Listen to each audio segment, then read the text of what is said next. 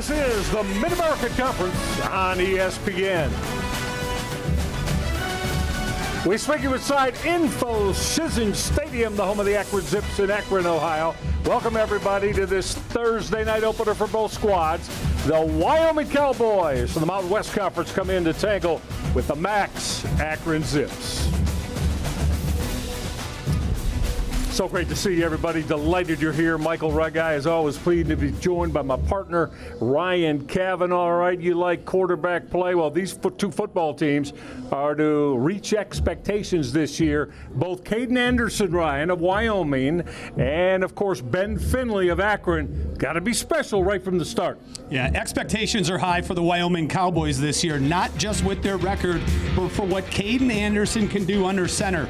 Last year in 3 starts, he threw for 955 yards and 6 touchdowns. He's a guy I love because of the confidence and swagger that he plays with. And he's got the attitude and intangibles that makes his offense not just want to play with him, but play for him. Across the sideline, Ben Finley comes in after throwing for over 2,600 yards last year.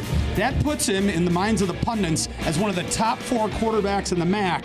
However, he's going to look a little bit different. He's packed on 15 pounds of muscle, and from the shoulders up, he spent a lot of time with Coach Moorhead, not just to understand the concepts, the routes, and the personnel of their offense, but the why for each and every play. And I anticipate Finley to have an improved accuracy numbers for this 2025 campaign. As we get set to go here at Info Shizen Stadium, just an absolute Chamber of Commerce football forecast here in Northeast Ohio. About 65 degrees at kickoff time. Clouds, but we don't expect any precipitation. And we'll see if that holds up. And it doesn't, we're going to blame the weather folk, of course. That is Jay Sawville that you saw a moment ago, the head football coach of the Wyoming Cowboys. This is a return home for Jay as he played his college football with the Division III Mount Union. Ryan and I will tell you more about that as this one wears on. Wyoming going to get their hands on the football as they won that toss.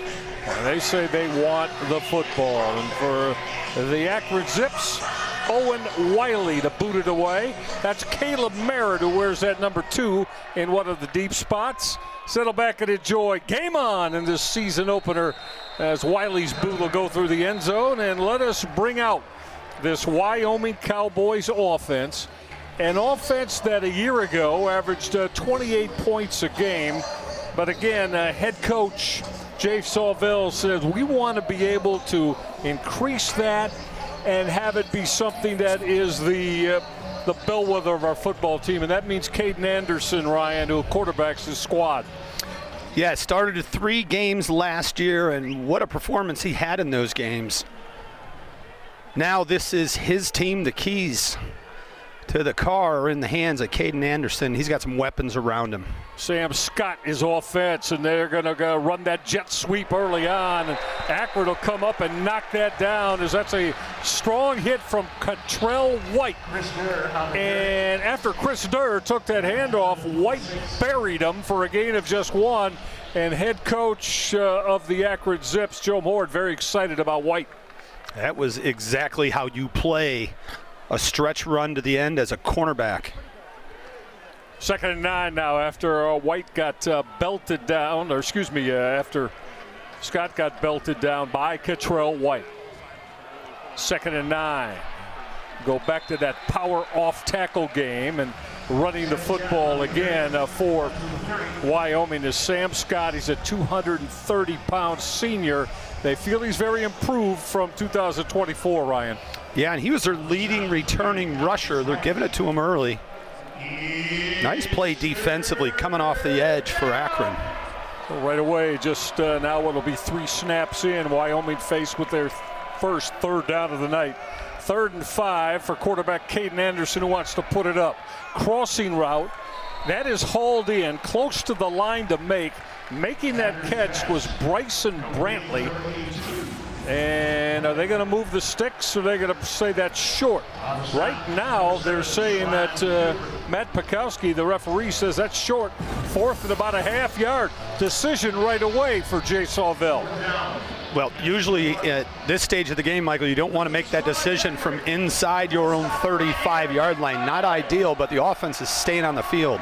Right, the line to make is the 35. So about 4th and a half-yard for quarterback Caden Anderson. He's got Sam Scott now offset. This is Scott. First down and more. Got to the 40, needed a half-yard, got 5 before he got belted down. That Akron hit out of the secondary came from DeMarco Johnson, the 5th-year senior. Wyoming going quickly. Anderson will trigger the out, and that is hauled in. So that throw is caught. That's Jackson Holman who made the grab on that hookup with Caden Anderson. Give them about 7 on that completion. We'll call it 2nd down and 3. And I think this is the first time this evening we've seen Wyoming actually get into a huddle before calling their snap. They're moving very fast in regard to getting to the line and then deciding what they want to do, but they're keeping the Akron defense where they are, and they hope to wear them down with this strategy. First possession of the football game for Caden Anderson. Anderson off that inside play fake and kept the football. Maybe got a couple. Nice play by Julian LaVenture, reading it, coming down the line of scrimmage and shutting down Caden Anderson on the zone read.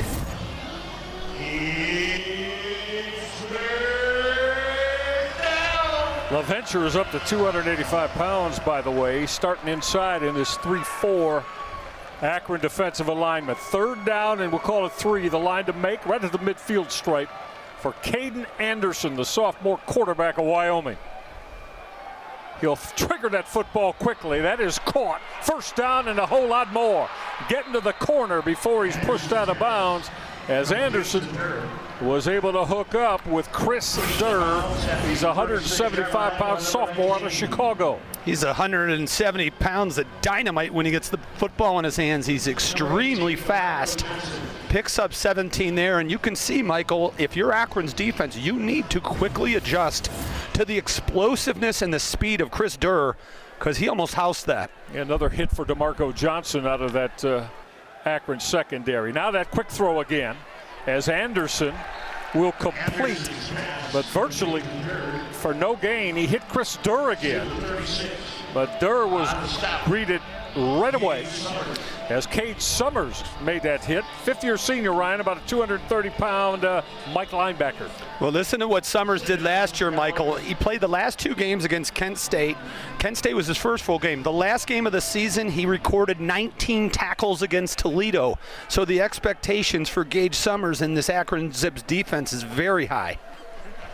That's 2nd and 10. Anderson getting rid of the football quickly. That throw is hauled in. But look at Akron's pursuit out of the secondary. That throw was caught by Sam Scott, but he got knocked down right away. And down for Akron after making that hit is Cottrell White. It's the 3rd time White here in this first Wyoming possession has been in on a hit. All right, while White is being attended to, we'll take our first time out. Wyoming got the football first. They're on the move. Still scoreless when we get back.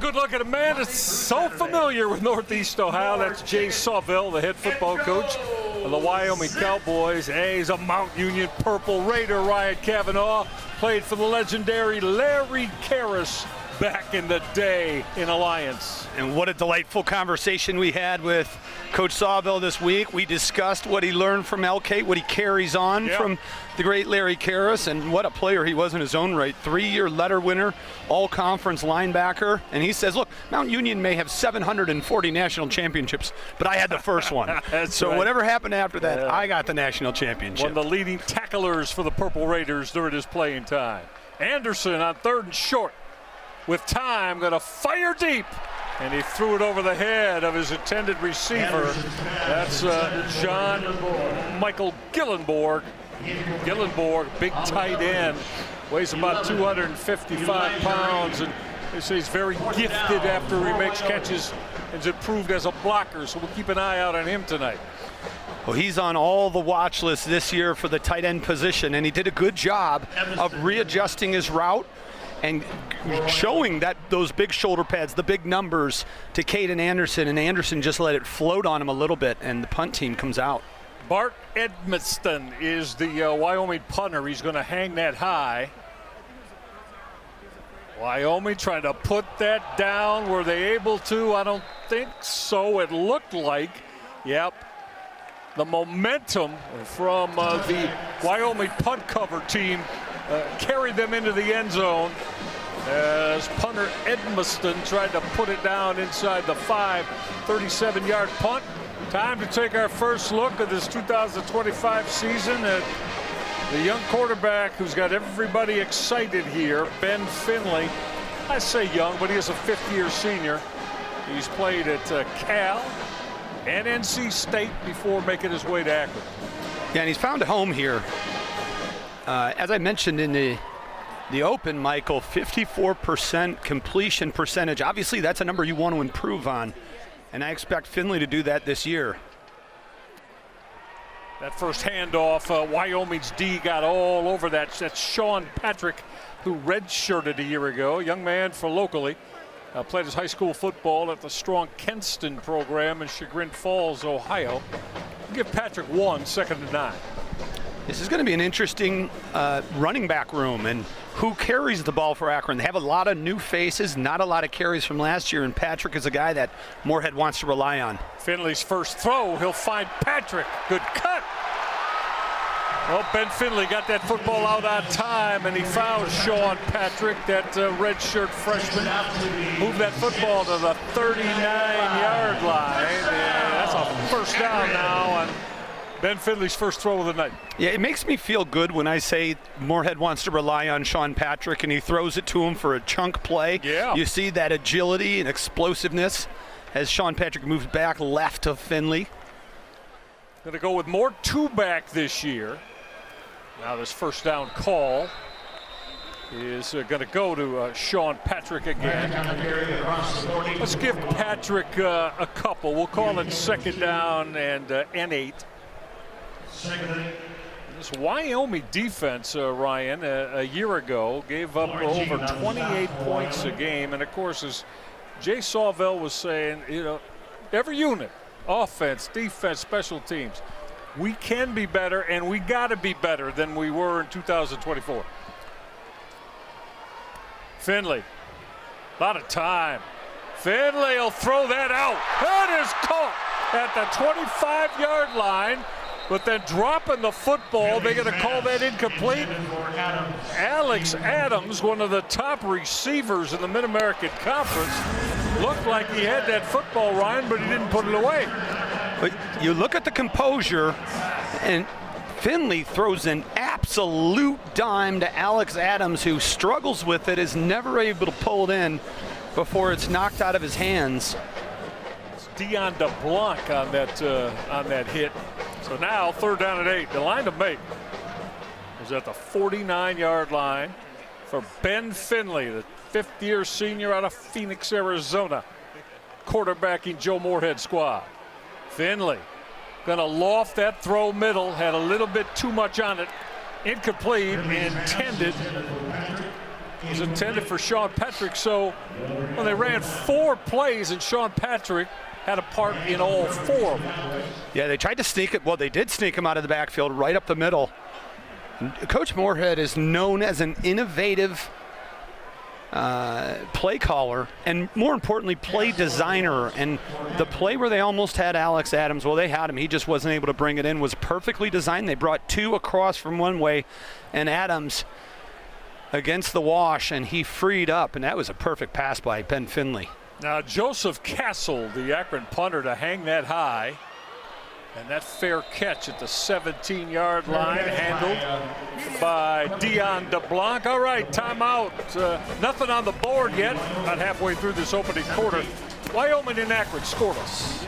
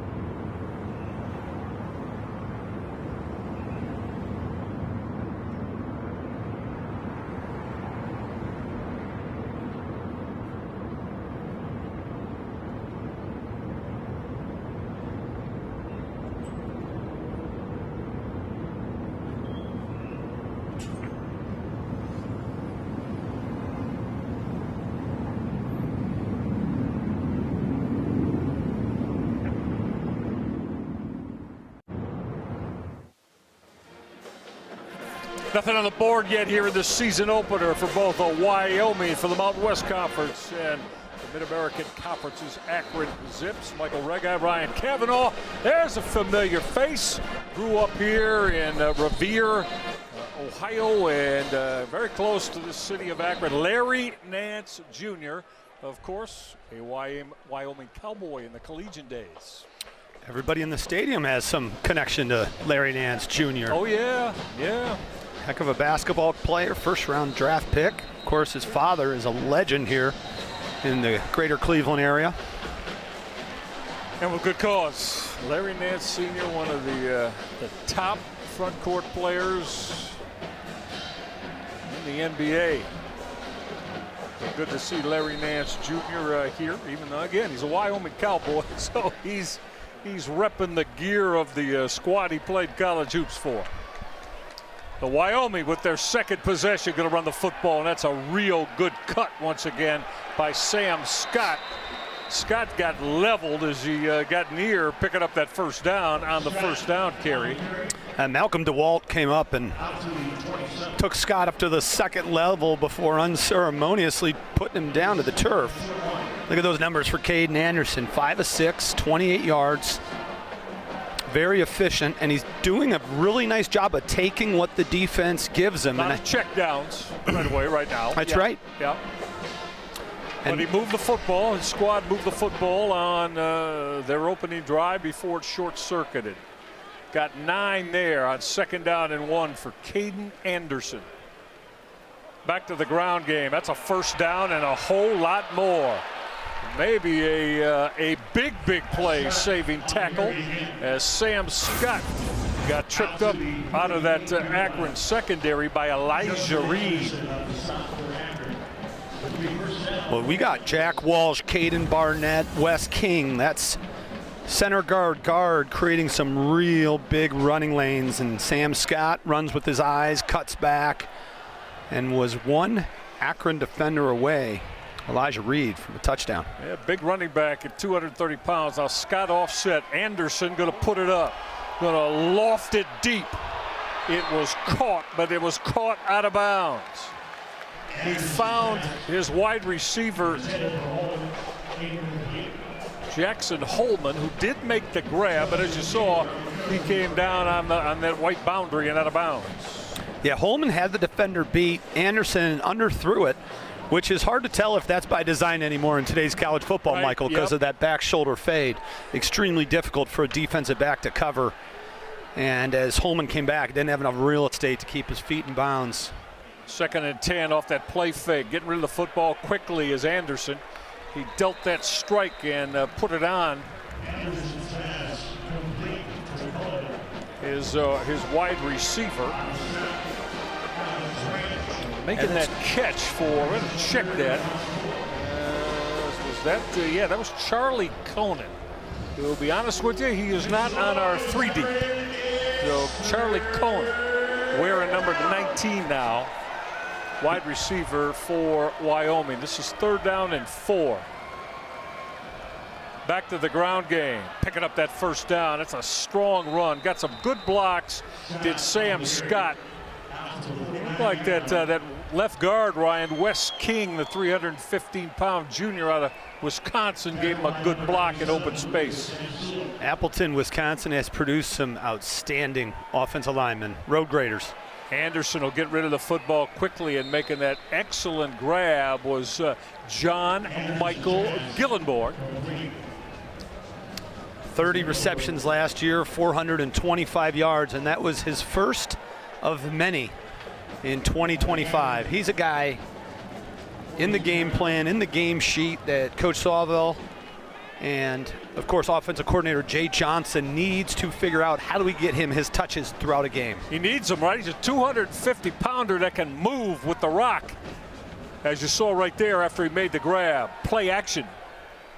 Anderson tried to dump down and find Gillenborg again, and it was off his hands. Going to bring up 2nd down now. Yeah, I think that ball was a little misdirected. It was thrown behind John Mike Gillenborg. He wasn't able to bring it in. Let me check that. Let's make that 3rd down now as that down box moves. So Caden Anderson, the 230-pound sophomore quarterback, going to go with a 1 back here. The line to make is right at the 40-yard line, so they need a couple. To the ground game. Oh, I don't know. Oh, he didn't get there. Look at Akron, the blue shirts all over that. As coming up with that Akron hit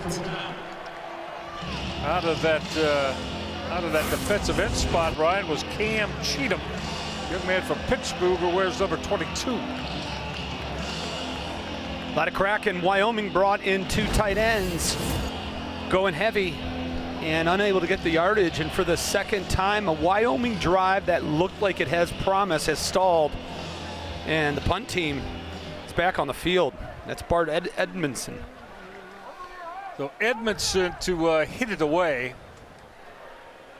And in that solo deep spot for Akron is Roderick Hunter. And Hunter is going to come up and make that fair catch at the 17-yard line. 2nd opportunity for Ben Finley. There are a couple of number 13, so we'll take that back on that fair catch. For the Akron Zips was Sean Patrick. We'll be right back, still scoreless.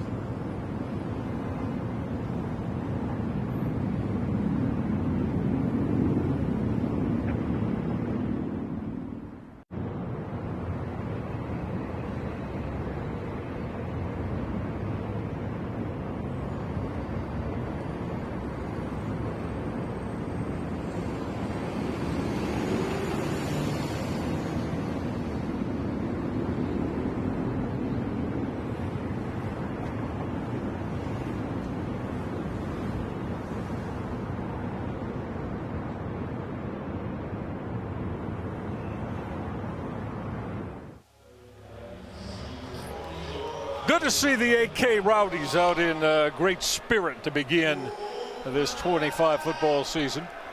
Wyoming was 6 plays already in Akron territory against that man, Joe Moorhead.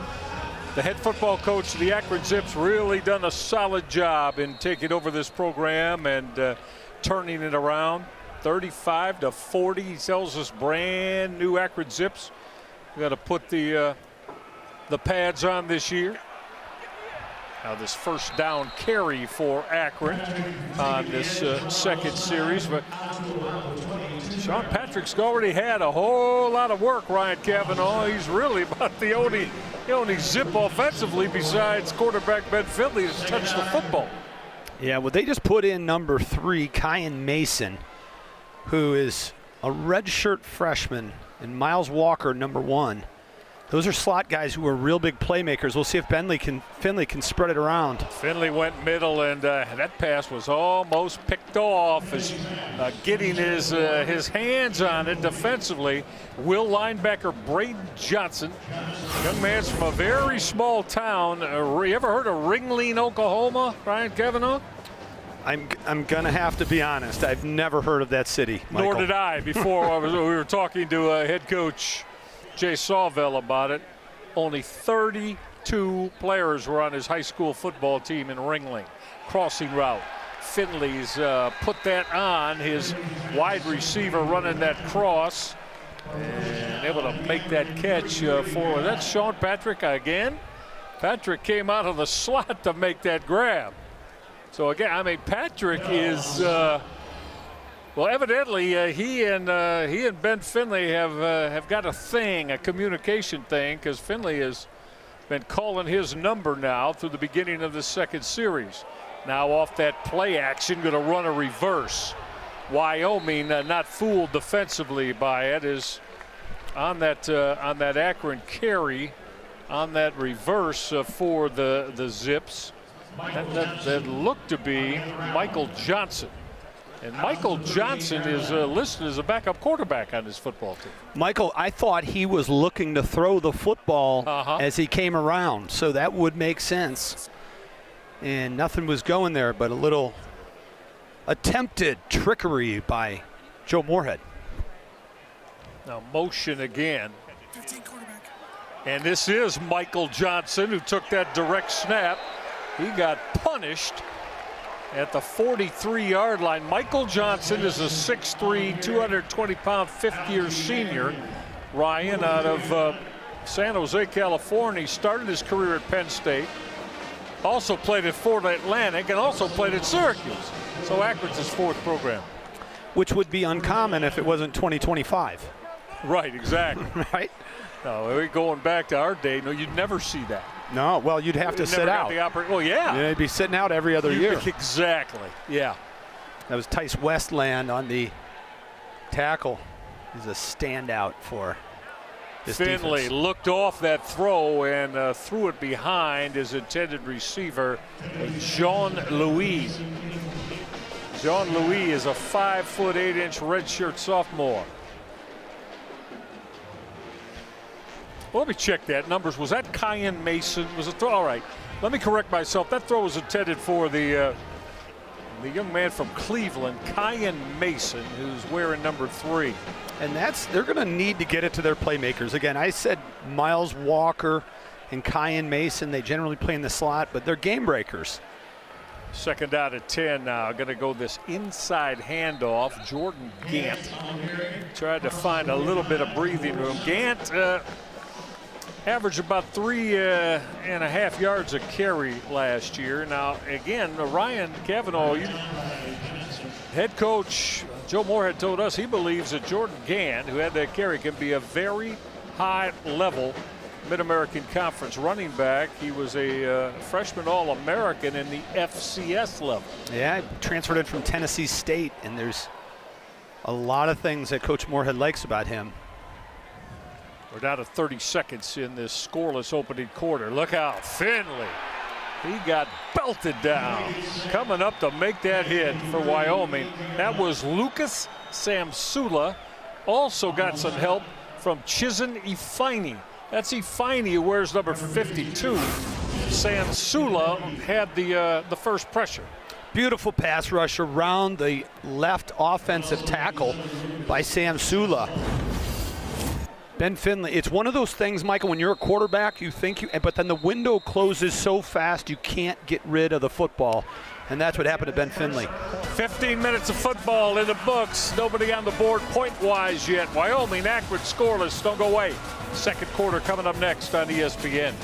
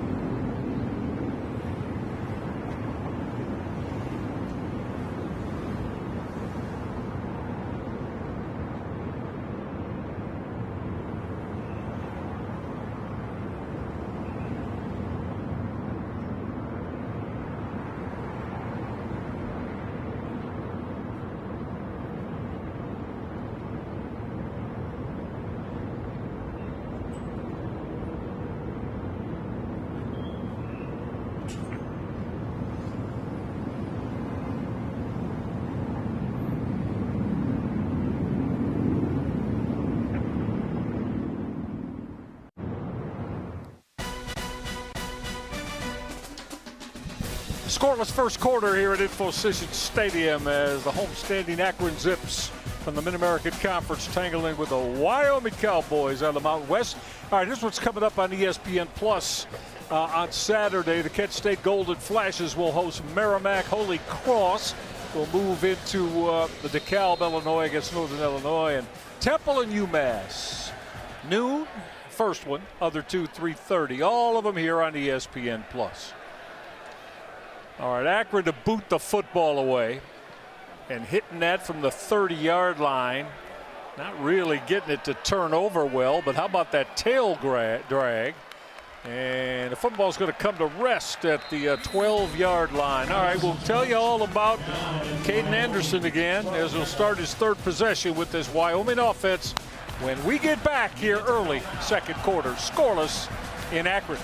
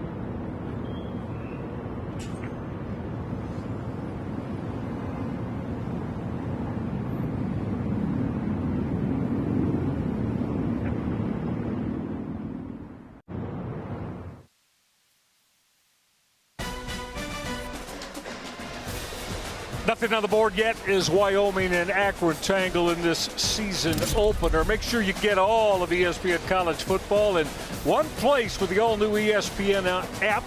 Unlock with the ESPN Unlimited plan. You can log in with your TV provider.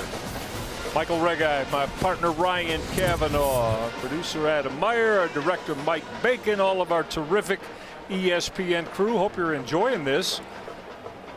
Both teams have moved the football a little bit, but no points on the board here through the first 15 minutes and 15 seconds. And starting from the 11-yard line is Caden Anderson, and Wyoming. His first down run game call is going to net Wyoming, and their outstanding running back Sam Scott 9, and bring up second and short.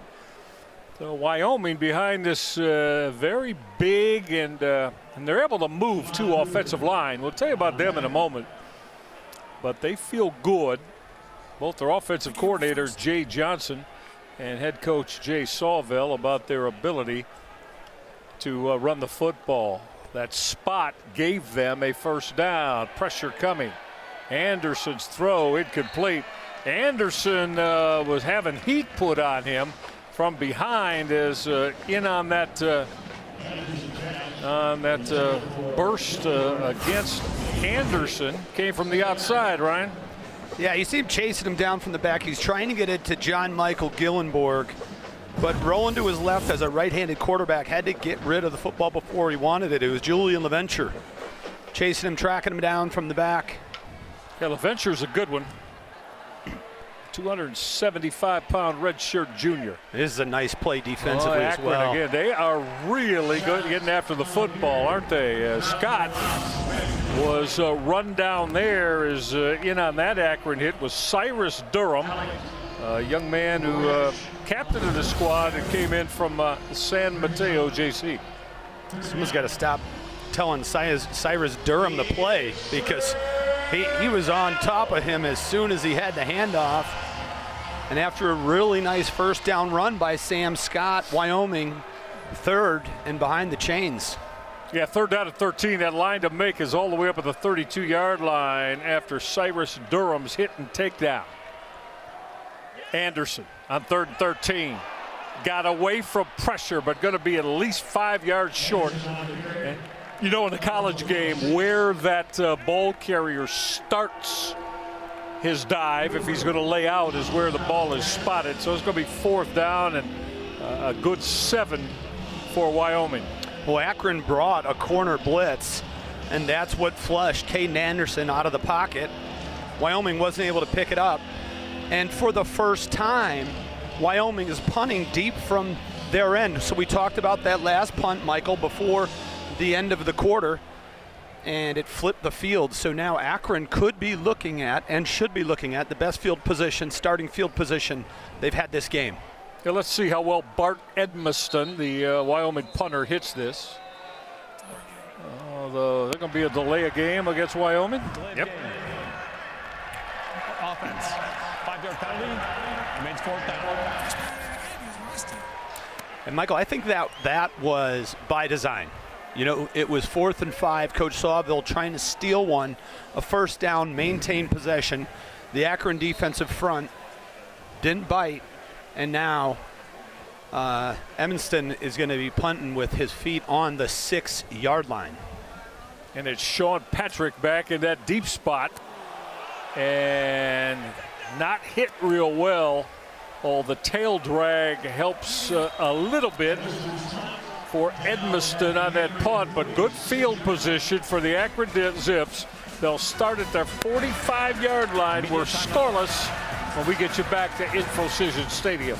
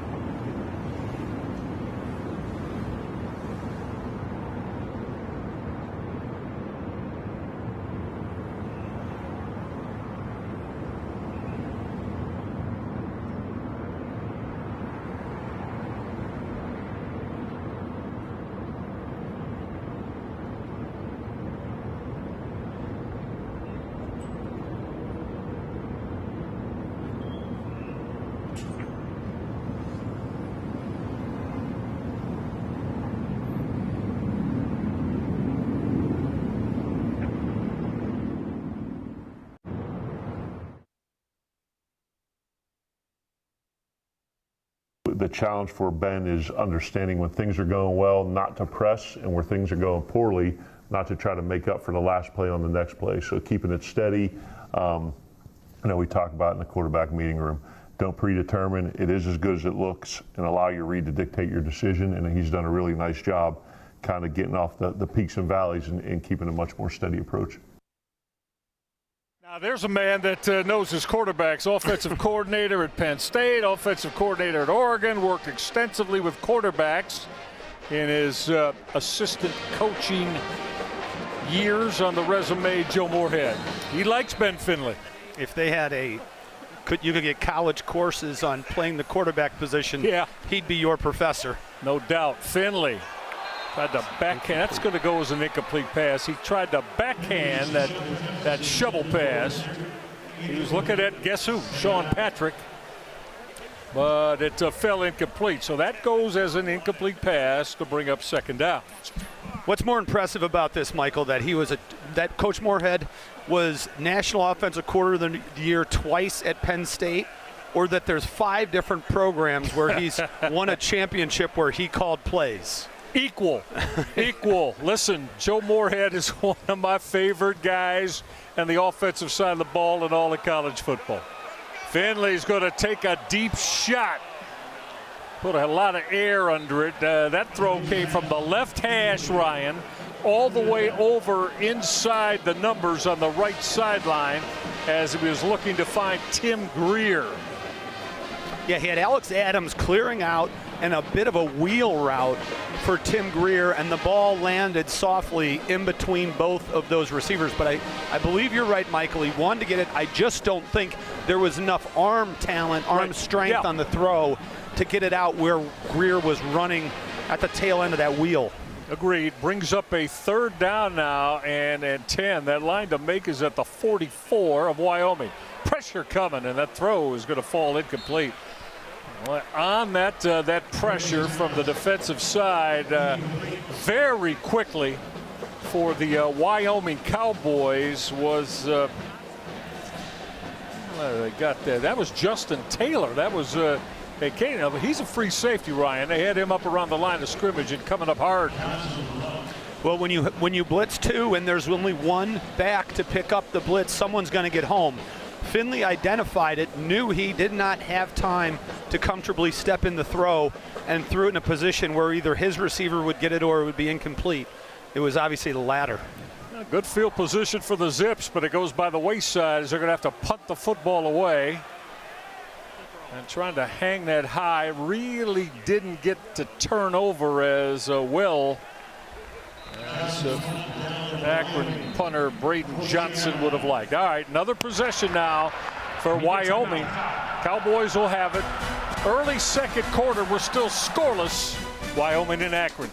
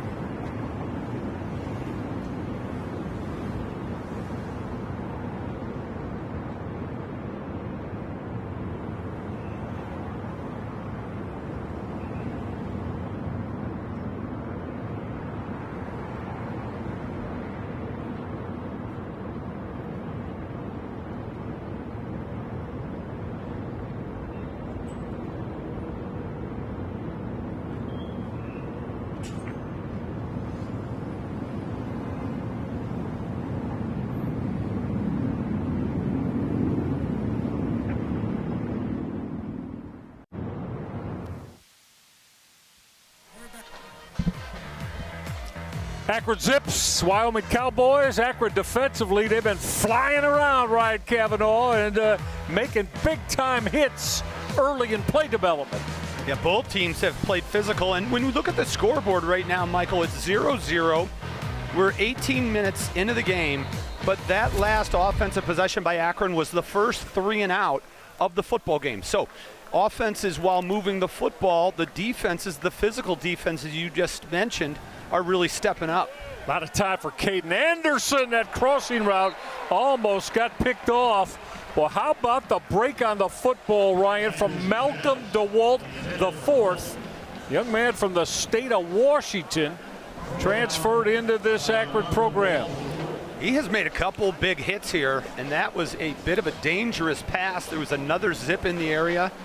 Ball got deflected in the air, but Coach Sawville, offense coordinator Jay Johnson, being aggressive downfield. No question, Caden Anderson's got that big arm. Arm strength, certainly not an issue. They go back to the ground game there, and that's Sam Scott, the 227-pounder on the carry. And I don't think if you're head coach of the Akron Zips, Joe Moorhead, I don't think you could be any more pleased than what you've gotten defensively so far in the first 19 minutes of this football game. Yeah, and I've got a comment for you after this very important third down on the defense of this year and what the expectations and hope was. Absolutely. This is 3rd and 8. Anderson got to step up. Anderson with a dive. He got to those sticks and beyond. So keeping the football. That's Caden Anderson, young man from South Lake, Texas. Doesn't run it a lot, but there used a lot of moxie in pulling that down. Well, that's a big-time high school program down in Texas that he comes from, too. This is just great awareness. Where are the sticks? Where do I need to be? Diving forward and getting it. And now, this is old school, going under center, Michael. Yep. Don't do this often. The one back is Sam Scott, 7 yards behind quarterback Caden Anderson. And this is Scott. Tried to bounce it off that right side, give him 3. Akron got on that again. That Zips hit, a big part of it came from Justin Anderson. They're staying right up, going fast here. That pass is batted down and almost picked off. Akron had that dive trying to pick that football off after it was broken up. What was that? Was that Gage Summers that had his hands on it? I think it was Cam Cheatham, Michael, coming off that defensive end. Yeah, you're right, Cam Cheatham. It's hard, 22-23 with these numbers, man. I mean, I do not envy your job, my friend. Yeah, well, you know, that's why you got to make sure the vision stays as sharp as possible here in the latter years. I saw you eating those carrots. 3rd down and 8. That's a drop. As trying to get that out quickly was Caden Anderson. Not able to haul that in was Bryson Brantley, a sophomore wide receiver out of Houston, Texas. Akron's going to get it back again. To finish my earlier comment before the first down scramble by Caden Anderson, this is an Akron Zip defense that a lot of people had question marks on because of the number of players that either graduated or went into the portal. You'll remember Brian McCoy and Tavius Fish, their starting linebackers. Right. Almost all of their defensive line production either graduated or got in the portal, and what we're seeing here is they've got a lot of young guys, hungry guys, that are playing physical and playing very well on that defensive front. Absolutely. That football is going to get downed at the 39-yard line. We got a flag on that, so let's keep it right here. Our white hat today, our game referee, Matt Pakowski. Oh, they're going to get running into? Well, that could take away what appears to be right now excellent field position. Running into the kicker on the return team. 5-yard penalty. We had on the other kid.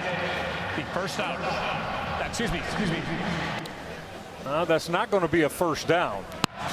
right? That's going to still decline.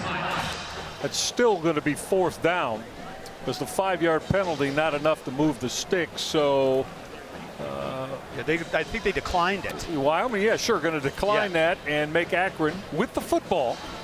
Joe Moorhead and his offense start from their own 38-yard line. Now again, the 5-yard penalty, that was a 4th down and 9.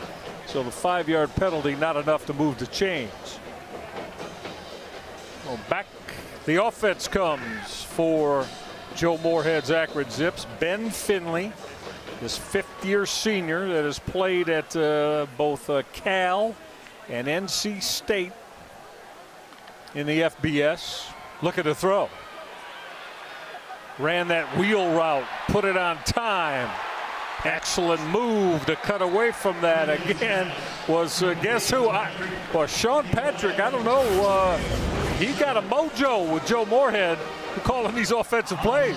Well, he's got some wiggle and he's got more strength than you would expect out of a 5'11", 180-pounder. But Sean Patrick has been the difference maker for either team from the offensive perspective. Ryan and I both saw him play in high school, young man from the Cleveland area. Now that out route going to fall incomplete. Trying to back shoulder that was Ben Finley as he was looking for tight end Connor Kravik. Yeah, so again,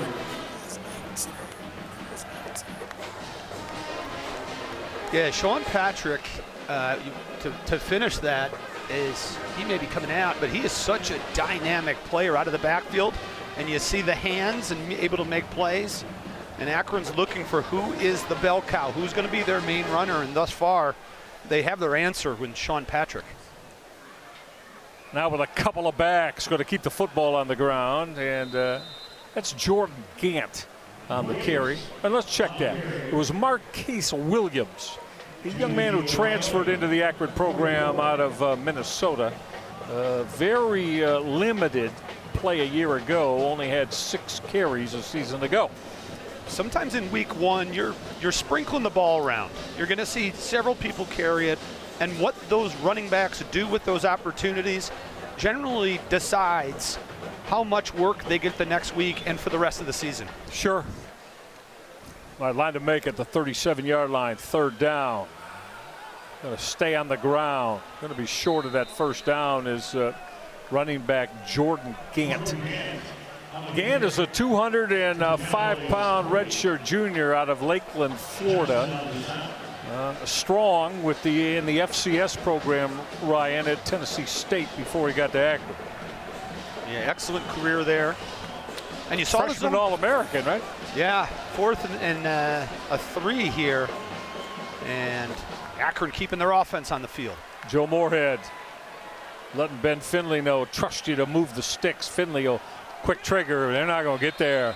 Not going to get there. Finley delivered that throw and connected with Israel Polk, but big stop from the defense of the Wyoming Cowboys. Is that coming up on that hit for Wyoming was their nickelback Desmond Hearns, sophomore out of Clearwater, Florida. So stop on downs for head coach Jay Sawvell and the Wyoming Cowboys.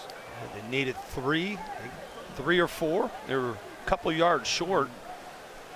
And that's Hearns just getting to the football and then securing the receiver and bringing him down to the turf.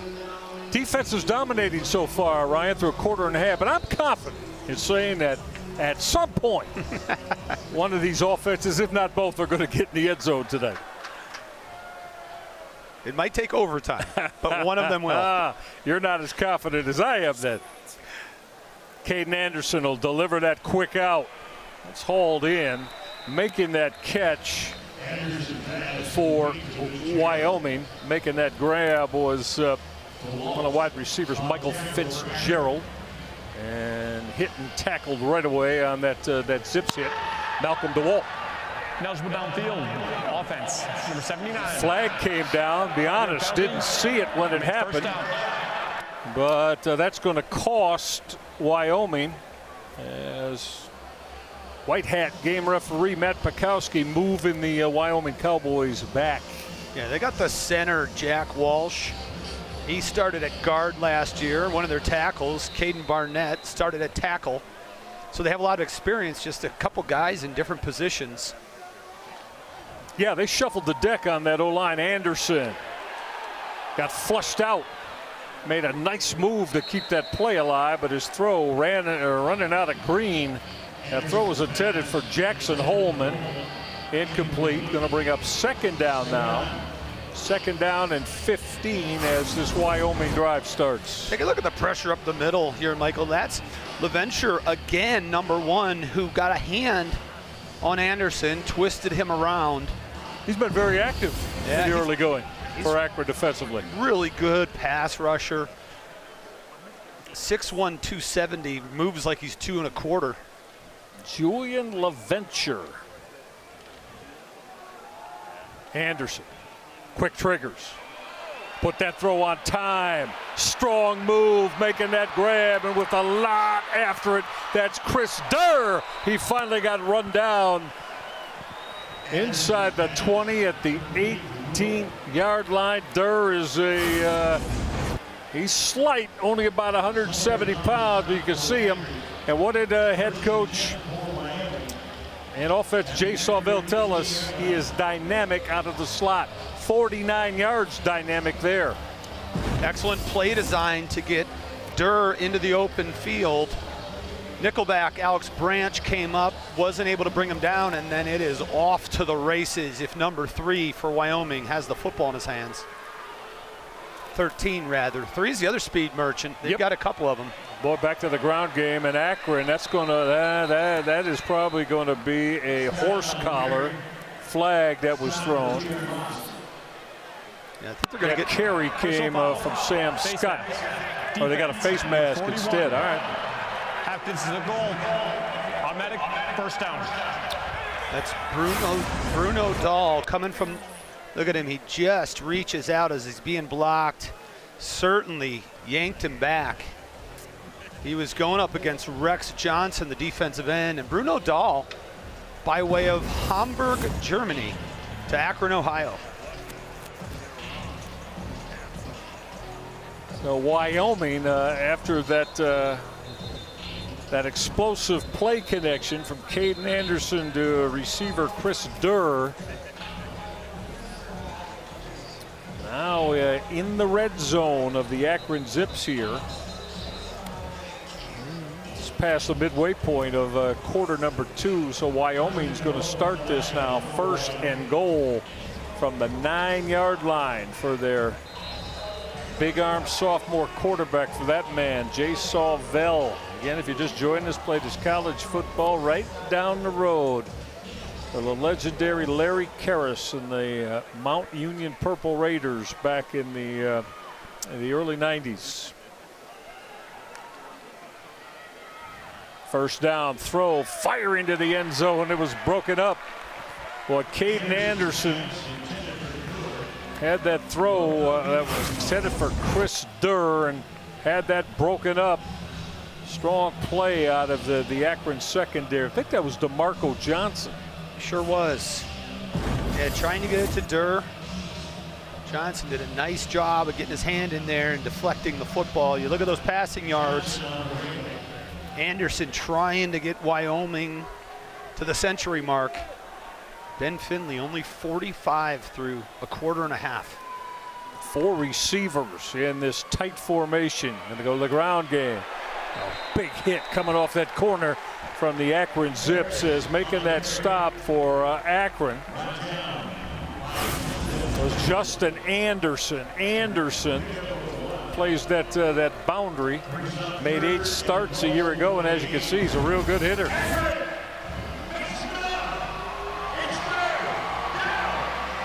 Third down and goal now for this Wyoming offense. 49 yards of pass offense. It all came on that throw to Chris Durr. Anderson will loft to the end zone and complete. It looked like he had separation as he was looking to hit once again. Chris Durr, there's Durr the junior, out of Chicago. Field goal team time now for head coach Jay Sawvell. This will be from 26 yards from the right hash mark. Is that, yeah, Eric Sandvik. Where's that number 47? Sandvik, this will be again from 26 yards away, and he will split the uprights. So it's Wyoming that puts the first numbers on the board. Give them 3 for the Wyoming Cowboys. All right, Akron to try to respond. Still a lot of time left in quarter number 2. As you take a look again at Jay Sawvell. Again, he played for Mount Union, Ryan, and legendary head coach Larry Karras from 1989 to 1993. And as we talked to him this week, he just so many fond memories and so many tremendous things to say about Larry Karras and the Mount Union Purple Raiders program. Well, he follows the mantra that Larry Karras has been famous for, which is players formation, then plays. And there's so many people in that coaching tree from Mount Union, from Larry Karras. And we talked about how close in proximity Alliance, Ohio, where the Purple Raiders play their college football is, and where we're at here in Akron. And he said he's got about 70 to 100 friends and family, probably old teammates, that are here today to watch his Wyoming Cowboys perform. And his quote, he talked about it and said, you know, every game's special, but I can talk to them after the game. First, I got to get a W. That talk after the game is right. One note, Michael, in that I'll finish it after this kickoff here. Well, looking for that return, and Akron is going to come out from a yard deep in the end zone. Solid return for the Akron Zips. As on that return for Akron is Terrence Thomas. Thomas plays on the defensive side of the ball, a 5'9", 190-pound junior. Michael, the last third down with the terrific tackle by Justin Anderson in the backfield for Wyoming was Sam Tote Harris, a true freshman that has a lot of potential. We expected to see him, and it's not surprising at over 230 pounds as a running back, they put him in the red zone. But we'll see if they go back to Harris. Oh boy. Again, trying to battle his way off a couple of hits. That's a strong 8-yard run as continuing the big play guy for these Akron Zips, are certainly with a lot of touches, Sean Patrick.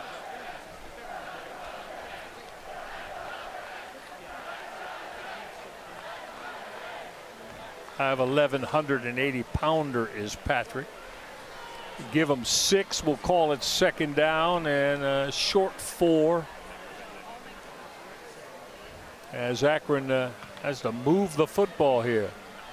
Off that play fake, getting rid of it quickly. Quarterback Ben Finley, but that is a terrific hit and takedown. Finley completed his pass as he's able to connect with Connor Kravik. But up out of that secondary for the Wyoming Cowboys, making that hit was that Andrew Johnson. Yeah, strong safety came up and made that stop. So Johnson, who wears number 3. We got Michael Johnson in at quarterback, Michael. This is the second time we've seen him under center. We also saw him at the wide receiver position. We're going to take that direct snap and run the football. First down and more, so they went to Michael Johnson, but Johnson said, I'm just going to wind up giving it to Sean Patrick. And Patrick will move the sticks. Strong run by Patrick as Ben Finley comes right back on the football field for the Zips to quarterback and take this snap. Another 12-yard carry for Sean Patrick. Moving clock as we're heading toward 3 minutes left in quarter number 2 in this opening half. Wyoming got that short field goal to put the first points of the game up in their last possession. Jordan Gant on the carry. Gant might have got 5 up to the midfield strike. And again, Jordan Gant, there's Gant, a good look at him. He's a 205-pounder, and the offensive staff, along course with head coach Joe Moorhead, Ryan, they feel he can be a high-level Mid-American Conference running back for them. That was a nice run. He had to navigate through several Cowboy defenders. Staying in the game, they're going to go 2-back, and Marquise Williams looks to be sidecar right for Finley. Finley coming middle, and that throw was caught by Finley. He went through about 4 reads looking over that defense. Miles Walker made the grab. There's a look at Miles Walker. His first catch tonight, 5th-year senior, transferred into the Akron program.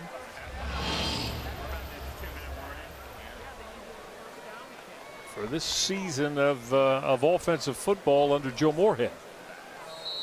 All right, 2 minutes left in this opening half, and we'll get this this timeout.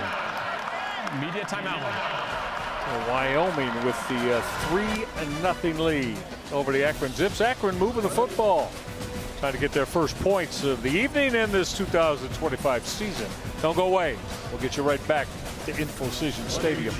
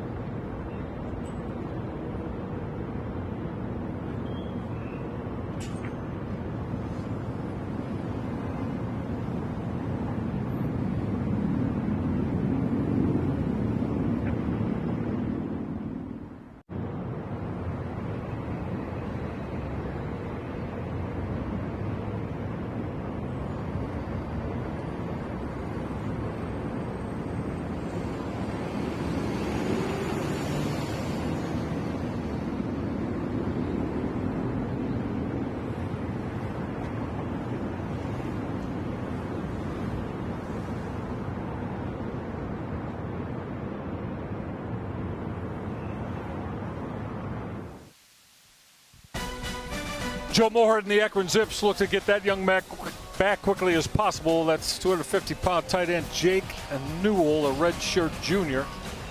Newell with the 35 receptions with a couple of touchdowns. Not going tonight, but they expect him to be back within the next couple of weeks. Really nice looking tight end for the Zips. So Michael Johnson continuing at the quarterback spot. It's a straight QB run. Johnson got to the edge and is going to get pushed out of bounds at the 32-yard line. So Johnson got about 5. As Akron continues on this drive. Touchdown and give them a lead here in this first half, as they certainly now are in potential scoring territory from the 32-yard line. Ben Finley's back in the football game, so they gave Michael Johnson, that straight carry off the direct snap. Well, back to the ground game. Not much there as Wyoming defensively did a real nice job getting off the football and getting after that. That looked like it was Evan Eller, Mike linebacker, wears number 6. Redshirted a year ago, came from VMI, the military academy, Ryan, where he was a captain.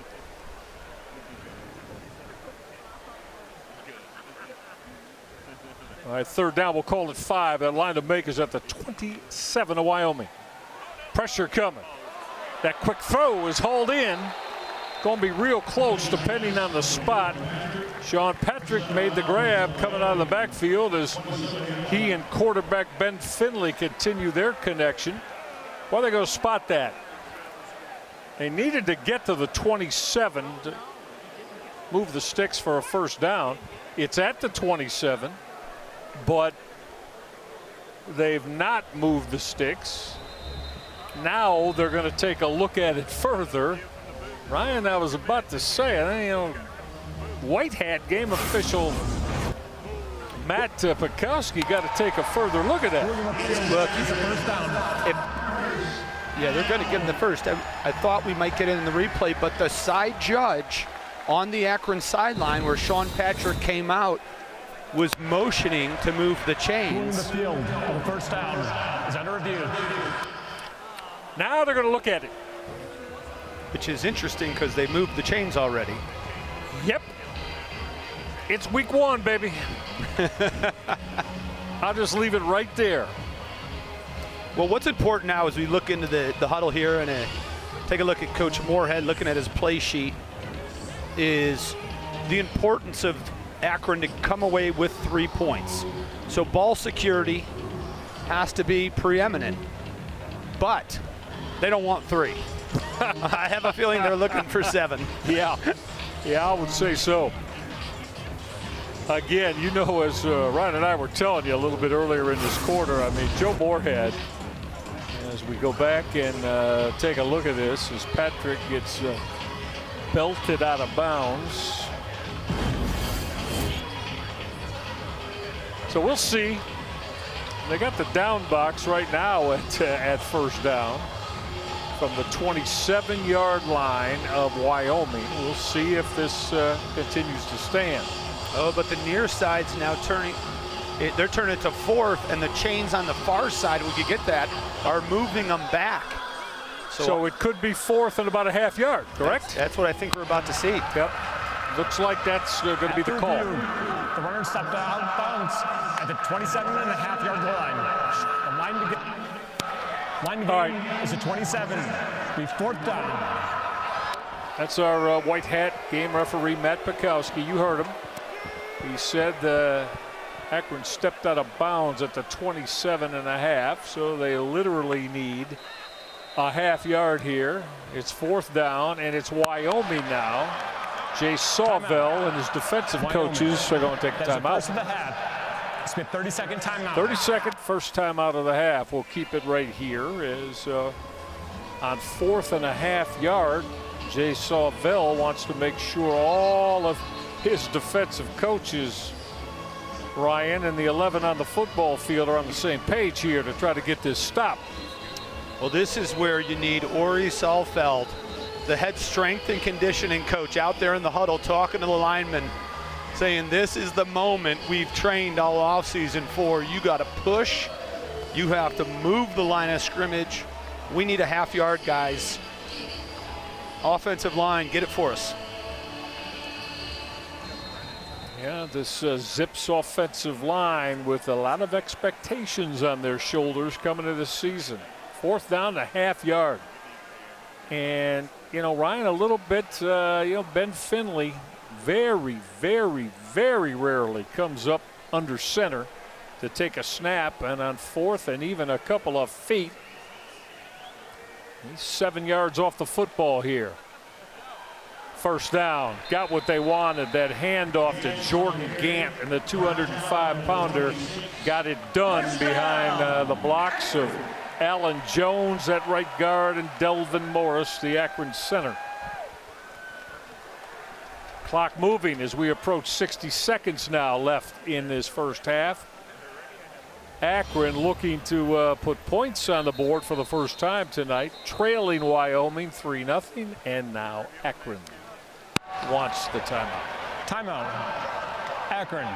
There's the first of the half. This will be a 30-second timeout. Reg, I have a feeling that neither team is going to take any timeouts into half. Although we just saw both teams use their first timeout, I could see this being a chess match between the offenses and defenses to try to negate the touchdown that Akron so desperately wants.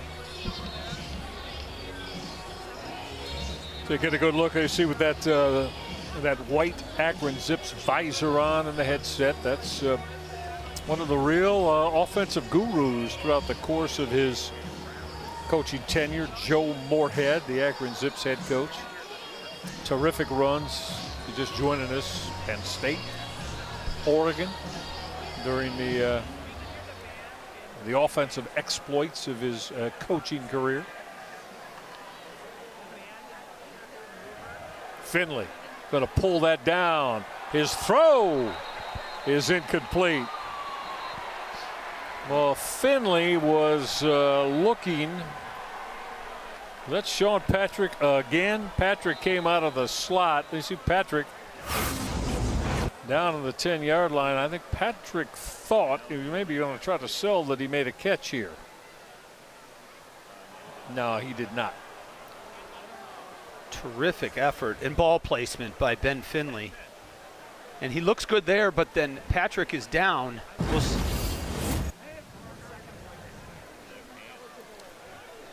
And if you're an Akron Zip fan, that is not what you want to see. By the way, that was Michael Johnson, the other quarterback, in the inverted pistol wishbone that took the ball fake. Eligible downfield. Offense. Number 72. 5-yard penalties. Makes first down. One of the Zips captains, offensive lineman, fifth-year senior Colin Lyons, one of the Akron captains. Out of the strong McKeesport, Pennsylvania high school program. Got hit with that 5-yard motion penalty, and it's going to move the football now back to the 31-yard line.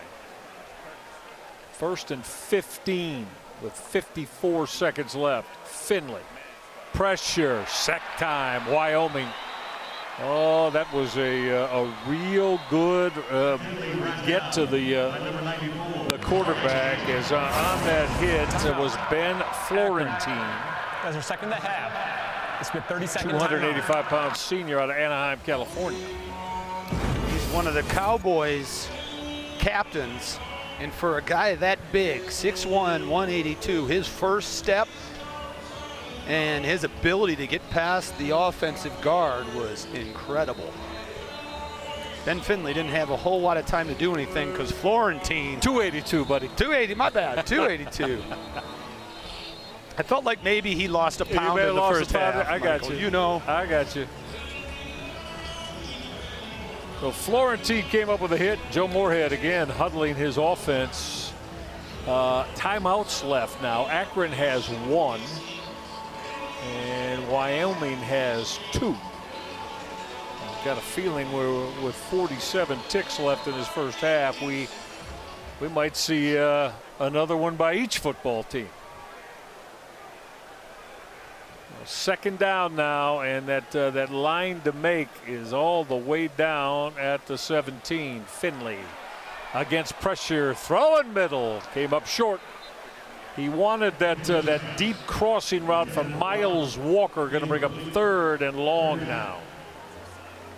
That play took a long time to develop, Ryan, for Walker to come from outside the numbers and run that deeper crossing route. And Finley was sliding away from pressure, and I'm not sure he had a chance to really set his feet and drive the football downfield. Well, 3rd and 25. Joe Moorhead would love to get a bulk of this back. Again, Finley's being pressured. Had to get rid of the football. It is hauled in, making the grab. Miles Walker, where did he get pushed out of bounds? They're going to spot that at the 32. Boy, this would make this, Ryan, this would be a long one. This would be close to a 50-yard field goal for Owen Wiley. Wiley, the 180-pounder, he played at Avon Lake High School. Strong program here in Northeast Ohio. We'll call it 49 yards for Wiley from the right hash to try to tie it up. It might have got partially blocked.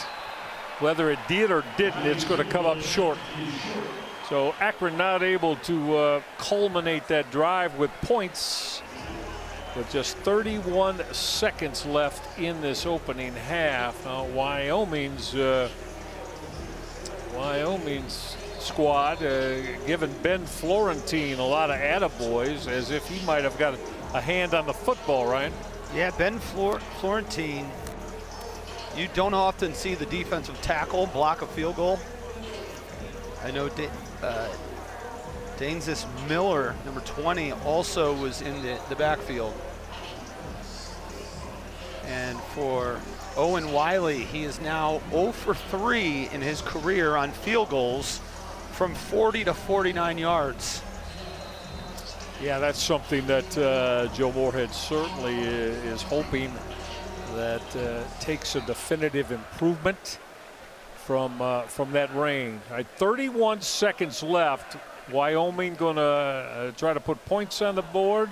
They got a real nice quick hitter on the ground game, though, and got in Akron territory.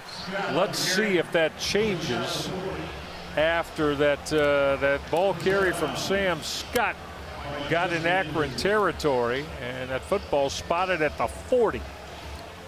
As you just pointed out, Wyoming, that is, still has 2 timeouts. Oh, yeah. Well, that's not what certainly what Akron wanted defensively, allowing that big first down run into Zips territory. Caden Anderson going to set up that middle screen. That almost got picked off. And getting a big left paw on that football for the Akron Zips was Bruno Dull. Dull, a 260-pound defensive end. There's a good look at Dull, who wears number 41. And you see him signaling there like, I need to bring that in with my left hand. You know, he's like, I bet Joe Moorhead agrees. Coach Tibbs probably does too. Yeah. Defensive coordinator. That's right. 21 ticks left. Caden Anderson will trigger the quick out, and that was hauled in. Making that catch was John Michael Gillenborg, the tight end. And on that Akron hit out of that secondary was Ben Kamara. All right, this is 3rd down. Now the line to make's at the 30. We're down to just 15 seconds left. However, though, remember, Wyoming still got 2 timeouts left. 2 timeouts. 3rd down and 4. Back to the ground game. Going to depend on the spot. That's real close to a first down. Right near the 30-yard line, and very, very quickly, Jay Sawville's got a timeout. Wyoming, at a second and a half. It's a 30-second timeout. 11 seconds left now. Now I guess they're not going to look at the potential first down. The officiating crew saying definitively that 3rd down run came up about a half-yard short. I agree with it too, from where the runner was brought down. So you're looking at a 48-yard field goal attempt if they go that route. You want to try to, if you're Jay Sawville, you want to going to trust Caden Anderson with the timeout, or at least run another play. Then you can get the timeout if you need to and get the field goal team on. And also, so much of that depends on the comfortability with the range of the kicker, because I think you're right. There's 2 plays left, and that second one you'd want to bring your field goal unit out for. Right.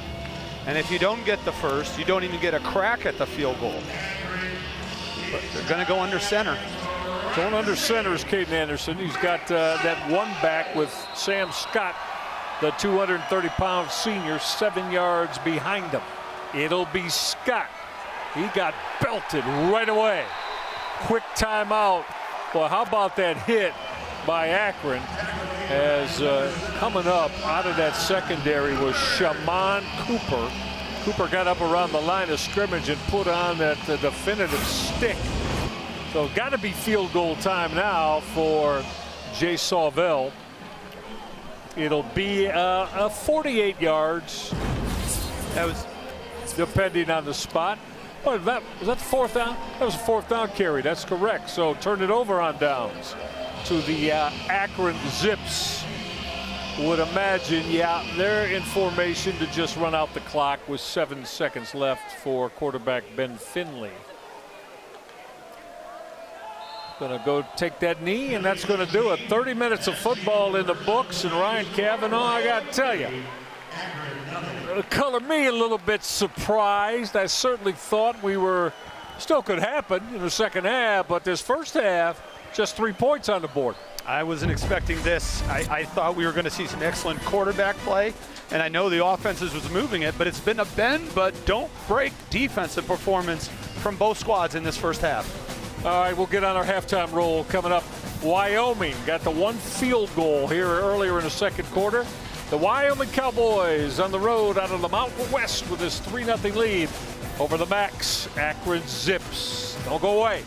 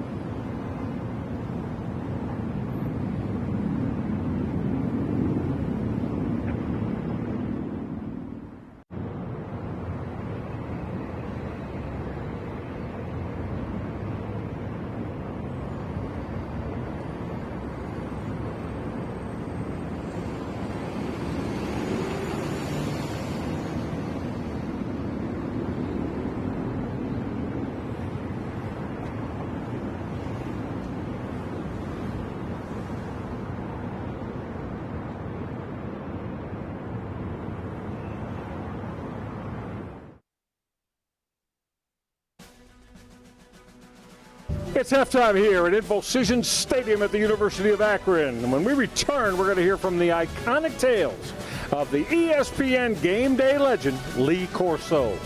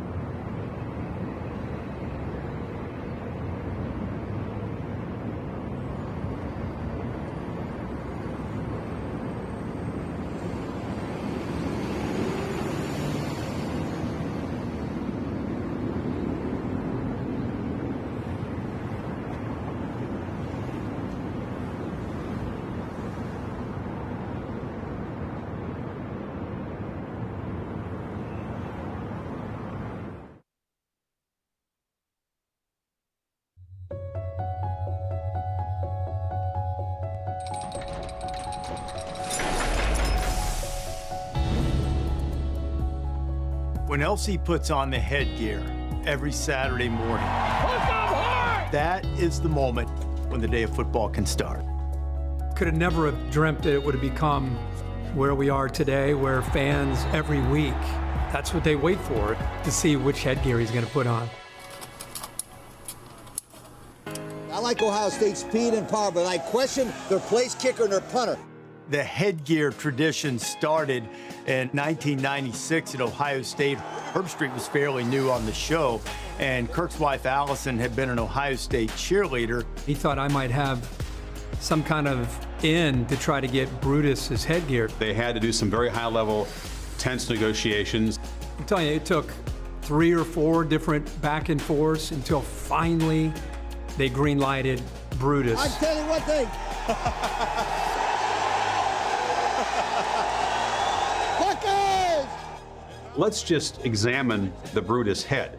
It's a head representing a nut, a two-tone nut. I like the Buckeyes. So it's ridiculous looking. You can't help but laugh. Hey, hey, hey, hey, hey. And when he sensed that that was an entertaining moment that resonated with fans across the sport, he embraced it, and it's become a beloved tradition. Colorado in a big upset. I remember him as a young kid watching College Game Day, and Lee Corso was on there and putting on the headgear. He is College Game Day. I feel like I've been watching Lee Corso do that since, I was in high school. The different antics he's used and mascots he's used has been pretty incredible. Higher wolf costume, a purple cow. To this day, I still watch and anticipate to see what he's going to do. Go Navy, beat Army. Seeing him fire off the guns is pretty funny. My favorite one, we're at Texas, and McConaughey starts wrestling the LSU Tiger head off of LC. There was a little trickle of blood.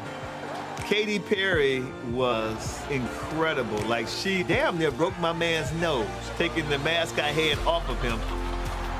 How can you pick against SMU?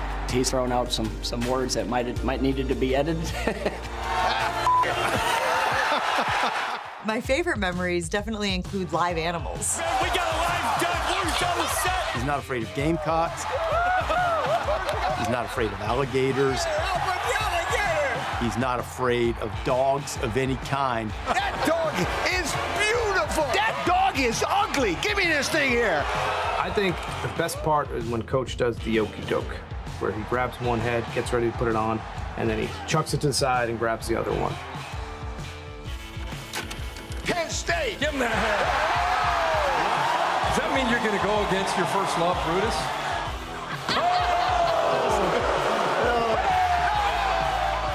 Coach Corso is a maestro of the crowd. He can take them on a ride like not many people in the history of television can. Corso with the duck. He's always got something ready for the people, and to see him come out as Ben Franklin was just absolutely incredible. I found it, Penn. This is my school. My best moment is when he picked Texas to win the national championship. Tonight, they shocked the entire universe. And all the other guys up there were totally against him. I'm going with Texas Longhorns. Hook up, Texas! And then we won. And I've praised Coach for that ever since. He takes the headgear and he puts it on, right? And he just does this. That royal wave is very perfect for the human that he is, the king of college football.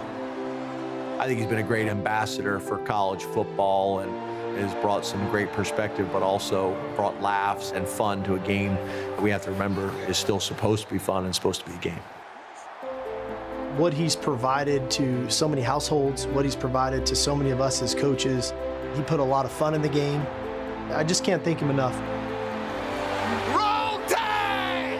It's sincere, it's authentic, it's genuine, it embraces the fans, it embraces the tradition of what makes this sport unlike any other, and what makes Lee Corso a college football broadcaster, an icon that's unlike any other who's ever been involved with this sport. And God bless the United States of America! The fact that I've got a chance to sit next to you all these years and watch you do your thing and just learn from you, it just taught me so much about this industry, watching you perform and the way you did it. There he is. The Kirk Herbstreit Show. We love you so much. You're a piece of gold that we cherish.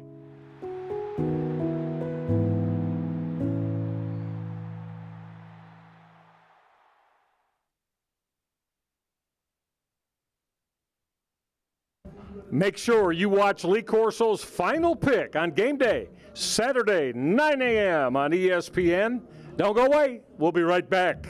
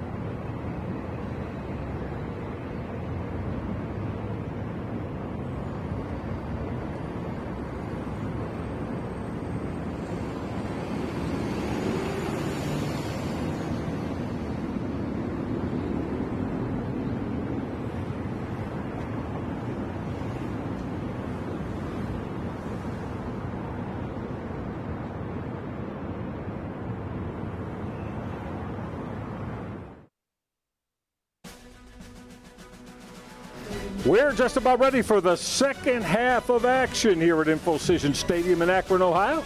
Make sure you stay with us.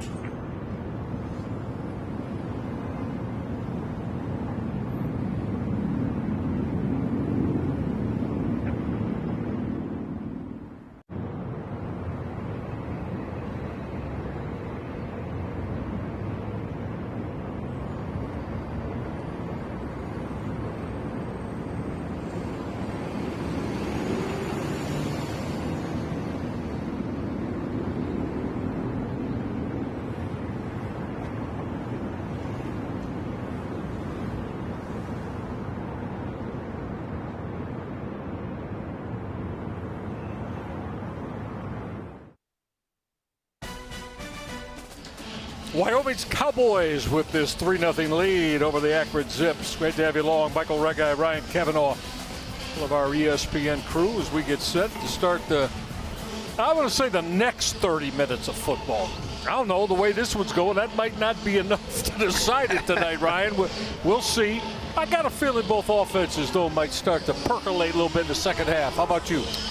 I would agree with that. I feel like, the halftime adjustments for two coaches that are as good as Coach Sawvell and Coach Moorhead are going to figure out what they need to do differently to light these offenses on fire. Yeah, let's see what happens. It'll be the Akron Zips to get their hands on the football to start the second half. And on this return from the 5-yard line for Akron, as on that return for the Zips, Bob Thomas. And take a look, Ryan, at these first half numbers. I mean, again, it's pretty much a game that neither team's been able to really roll, especially in the pass game. Well, whenever we look at stats, we usually do it from an offensive standpoint, but what stands out to me is how well the defenses are playing, especially on third down, 2 of 10, 3 of 8 for the respective offenses, which just tells me these defenses so far in the earliest of the season, they're playing very good. They're ahead of the offenses at this point. The Akron quarterback is Ben Finley on that quick toss, and that was broken up. Boys coming up off that corner to make that stick for the Wyoming Cowboys. There you see Dion DeBlanc. Was that Johnson? Okay, Johnson. Andrew Johnson. Both he and Dion DeBlanc, as you know, are wearing the same number 3. You'll have that a lot of times. Now, the thing is, they can't be on the football field together, but Andrew Johnson on that pass breakup. 2nd and 10, Ben Finley, 50-year senior for Akron. Going to go back to the ground game, trying to get to the edge. Just not a lot of room there to do that. And on that carry for the Akron Zips, Marquise Williams. If you're an Akron fan, it's not a bad thing that Marquise Williams is carrying it, but it's also not a good thing that Sean Patrick is not in the football game. He has been their offense throughout the first half, and then that long attempted catch near the 10-yard line, he got up, took a few steps, and went back down, and I have not seen him on the sideline yet. Kyan Mason, the redshirt freshman out of St. Edward High School in Cleveland, in the slot. They look to him to possibly be a big play guy. Finley in trouble. That throw sailing well over the head of Miles Walker. 3 and out, and the Akron Zips going to have to punt the football away. Yeah, Ben Finley took a big shot. You see him there walking off, trying to gather himself, but as he was delivering it, a big shot in the back. And those are the worst as a quarterback. When you cannot see where or when you're about to be hit, you can't brace yourself, and especially in the throwing motion. We'll see what sort of effect that has on Ben Finley, but certainly not the way Joe Moorhead wanted his offense to get started here in the second half. Braden Johnson to hit this away, and he boomed it, hanging that high. And Akron get that football downed inside the 5. Yes, they can. How about that monstrous Braden Johnson? Akron Zips punt. 68 yards is how many? That football got downed at the 2-yard line. Michael, we're taking a look at Mr. Electricity for the Wyoming Cowboys. It's Chris Durr, and he made so many big plays. And anytime he touches it, he's a threat to take it to the house, and he shows off not only the side-to-side agility, but the speed here. Just gets tripped up, style points with the forward roll. But Chris Durr is a guy who Caden Anderson wants to get the ball in the hands of. And this, Michael, is the worst starting field position of the night for Wyoming, which is not surprising because they're on the 2-yard line. Yep. That's where this drive begins, and we'll see what Caden Anderson, this sophomore quarterback, has in mind. Want to stay on the ground. Wedging out about 4 yards off that left side. That's Sam Scott in the carry. Scott wears number 22, big 227-pound senior. And defensively, Michael, that was Shamad Cooper, one of the first Zips to get there. He had a big first half, 6 tackles, give him 7 now.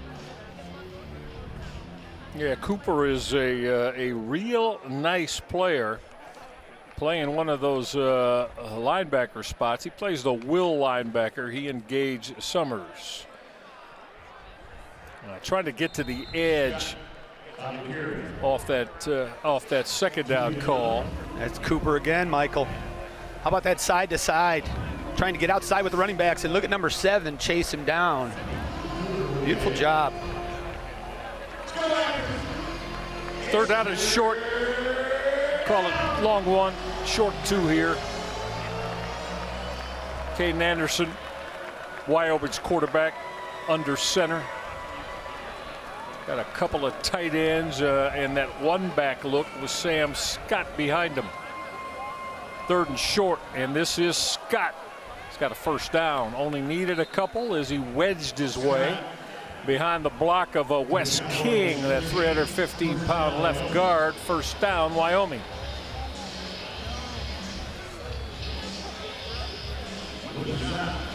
Just underway in this third quarter.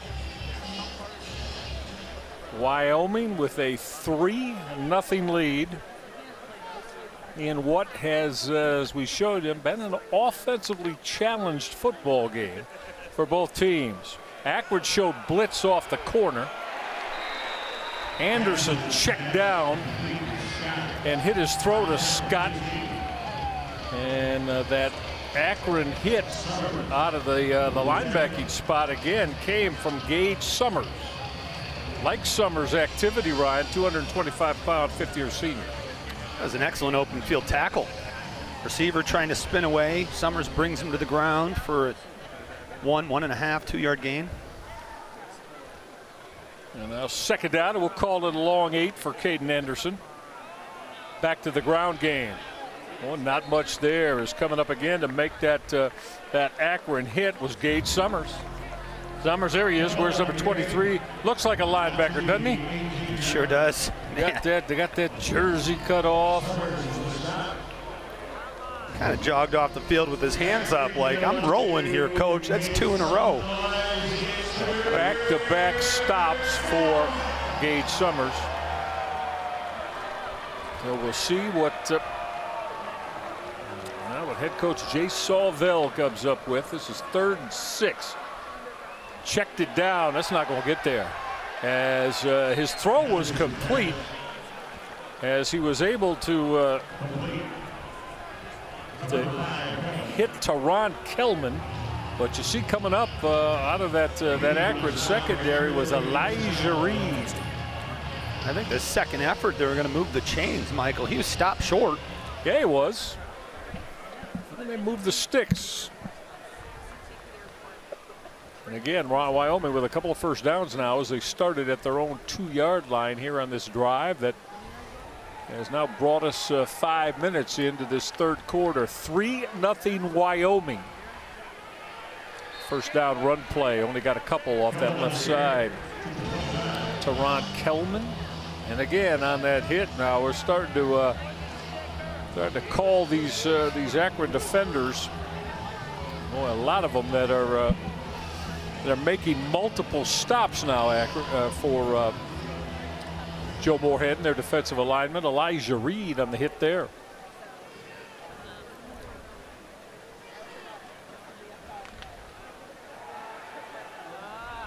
Anderson, a lot of time. Gonna come middle, is broken up. Excellent coverage there, Ryan, for Akron, as was Shaman Cooper from that drop back from that Mike linebacker spot to make the hit. Akron elected to bring 4, and it was tremendous pass protection from Wyoming's big boys up front. 3rd and long here. Let's see what Jay Sawvell, the head coach of Wyoming, and his offensive coordinator, quarterback coach Jay Johnson have in mind. 3rd down, they need 8. Pressure coming. Anderson's throw is incomplete. Akron's going to get off the football field as that throw was intended for Bryson Brantley and glanced off his hands. Incomplete. Yeah, Brantley was open. Look, he comes out of it and just off target off the hand of Caden Anderson. And Akron has to be pleased with the stop.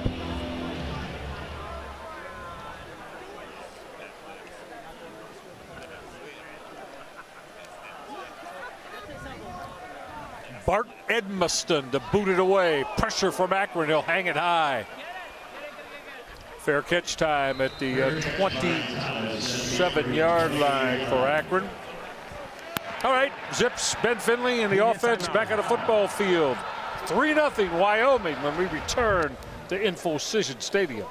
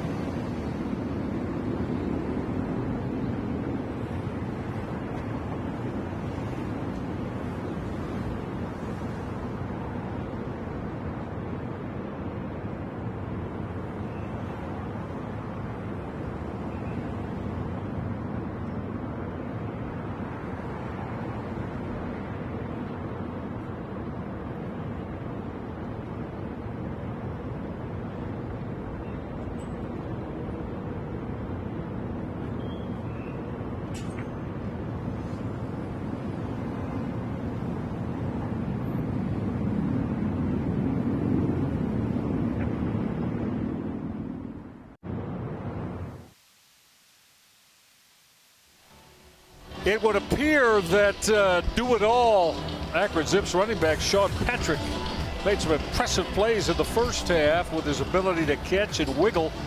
Ryan is without his pads and helmet and looks like he is out for the rest of this one. Well, the Akron Zips had 112 yards of offense in the first half, and there's Sean Patrick sitting to the left, our left of the down marker. He combined for 75 of the 112. I'm not that great at math, but I'm going to call that like 71% of the offensive production. So who does Joe Moorhead and the offensive staff turn to? There's first down throw from Ben Finley is showing you I've got other playmakers. Kyan Mason, the redshirt freshman, on the grab. He's a playmaker. That was a nice pass from Ben Finley. Remember, the last play he took a shot on third down as he released it, but Finley looks to be back and ready to roll. You know, Joe Moorhead told Ryan and I this week, the thing I want to impress on Finley, you don't have to win the game on every snap you take. He's trying to get him kind of away from having to have explosive plays every time he takes a snap and coming up with something big individually himself. And I think that's important as he comes out of the game now, and they're going to bring in Michael Johnson. But as we said earlier, the first drive with Caden Anderson in Wyoming, just to take what the defense gives you, and so often forcing big plays not only creates problems, but oftentimes turnovers. Yeah, exactly. So second down and 8, as Ryan said, Ben Finley went to the sideline. Michael Johnson, the fifth-year senior, who's also played at Penn State, Florida Atlantic, and Syracuse on the football field. Back to the ground game here. That second down call. Johnson kept it himself. So, you know, Johnson at Penn State was with Joe Moorhead there. So that's where they have their connection early in Johnson's career. Yeah, design quarterback draw. Obviously, Johnson can throw the football as well. And to the extent that I know Joe Moorhead and I'm familiar with his play calling design, he's setting it up for Johnson to come in. Wyoming believes it's a run, and he throws the football on him with Johnson. So something perhaps to keep an eye on as this game continues on. Yeah, you got 7 in the box near the line of scrimmage here, and on the snap, we got a whistle.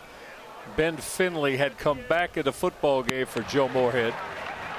And timeout. Akron got a timeout. That's the first of the half. Maybe it was that 7 in the box defensively, very near the line of scrimmage.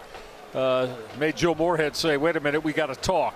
3-0 Wyoming when we come back on ESPN.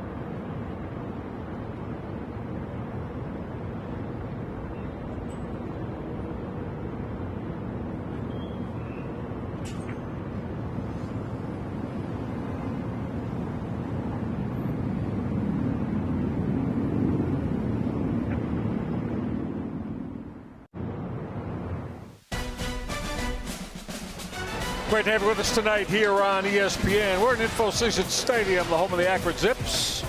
Akron, Ohio, the northeast corner of the Buckeye State. Wyoming's Cowboys are in here, and the Cowpokes have brought a lot of their ardent followers with them from Laramie, Wyoming. They've got a 3-0 lead, does Wyoming. Akron right now just got into Wyoming territory, looking at a 3rd down. We'll call it a short 3 here. Going to go with 2 backs and run the football. Michael Johnson came up short of the line to make. However, I'm sure you saw that flag fly in that usually is in the area of holding on the offense. Holding. Offense. Number 53. 10-yard penalty from the previous spot. Repeat, 3rd down.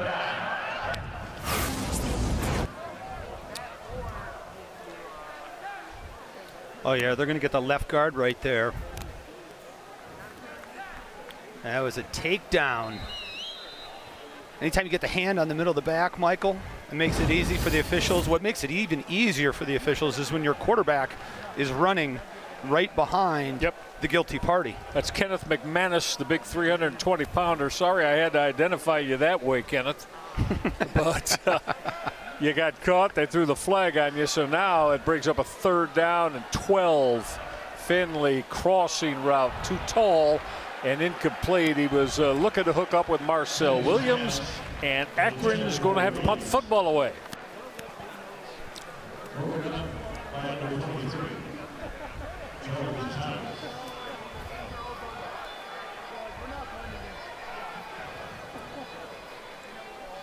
And that is a man wondering how to get his offense going. Yes, he is. No question about that.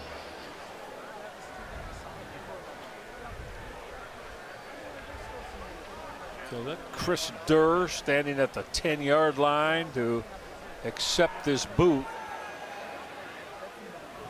That goes into the end zone, hanging it high. All right, we'll take this timeout. 6:15 left of the 3rd quarter. Still 3-0. Wyoming over Akron.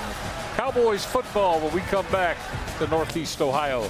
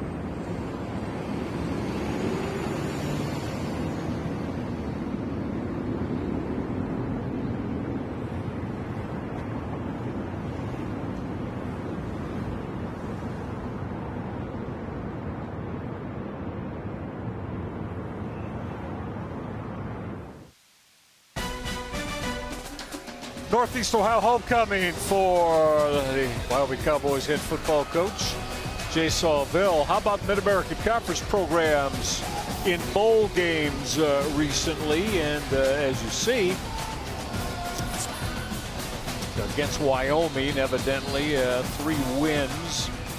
3 wins for Wyoming over Toledo, Kent State, and Central Michigan, and a loss to the Ohio Bobcats back in 2022.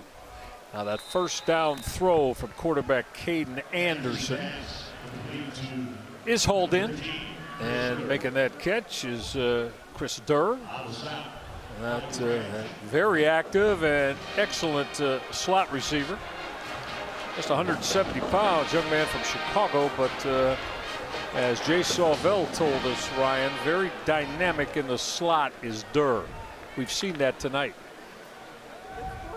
Play fake. Anderson will deliver a dart. And again, out of the slot, it's back-to-back hookups with Chris Durr. Left of your screen, you're going to see the safety, or the corner rather, he gets picked up. But if you're going to blitz a corner, was Ben Kamara coming off the edge, you're going to give something up. So it was great identification by quarterback Caden Anderson to realize that Akron was taking a risk and leaving themselves open. Chris Durr found that soft spot and dropped it in. Michael, to this point, after that play, Wyoming has 3 plays of 20 yards or more. Akron 0. And that was Ronald Hull for Akron, right? Yeah, Ronald Hull, the defensive end, coming off. But we talk about those explosives, the chunk plays, and the 2 longest offensive plays for Akron were both by a guy named Sean Patrick, who we just talked about, and we just saw not in uniform anymore. So while Akron does not have a play of 20 or more, they've got to find somebody on that offensive side that can deliver it for them. Caden Anderson now. Looks like it's going to be movement. Flag was thrown near that Wyoming sideline. False start on the Wyoming Cowboys. 5-yard penalty. They actually hit the center with that, Jack Walsh. False start himself before he snapped the football. There's a good look at Jack Walsh. I'll tell you about Jack Walsh and these 2 guards in a moment. First and 15 now for Caden Anderson, getting the football out of his hands quickly, and that's picked off. The football was deflected up in the air. Akron's front 4 made the play, and picking that off before the Akron Zips on the defensive side of things.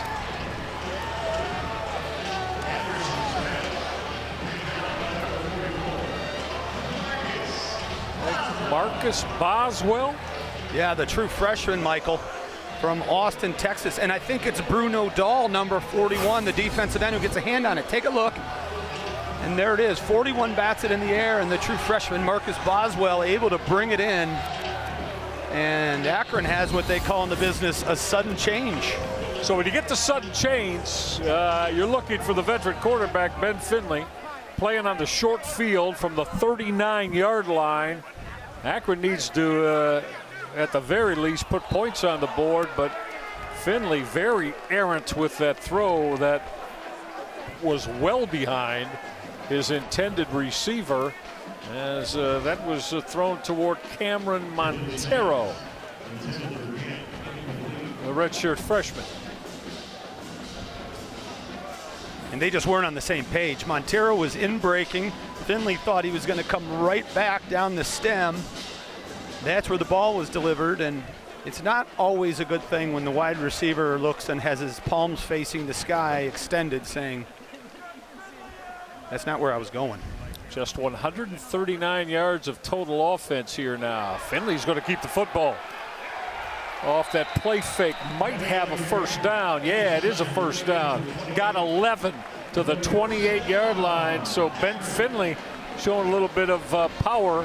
What'd you say, Ryan? You know, how many pounds? Put about 15 pounds on before the season? That's right. when they went to the MAC Media Day and they went to put his uniform on, it wouldn't fit because of the added muscle. He needed help to get, the uniform on. The jersey. The jersey, right. Yeah. There you go. Not a whole lot of leg days, but a lot of upper body. That's all right.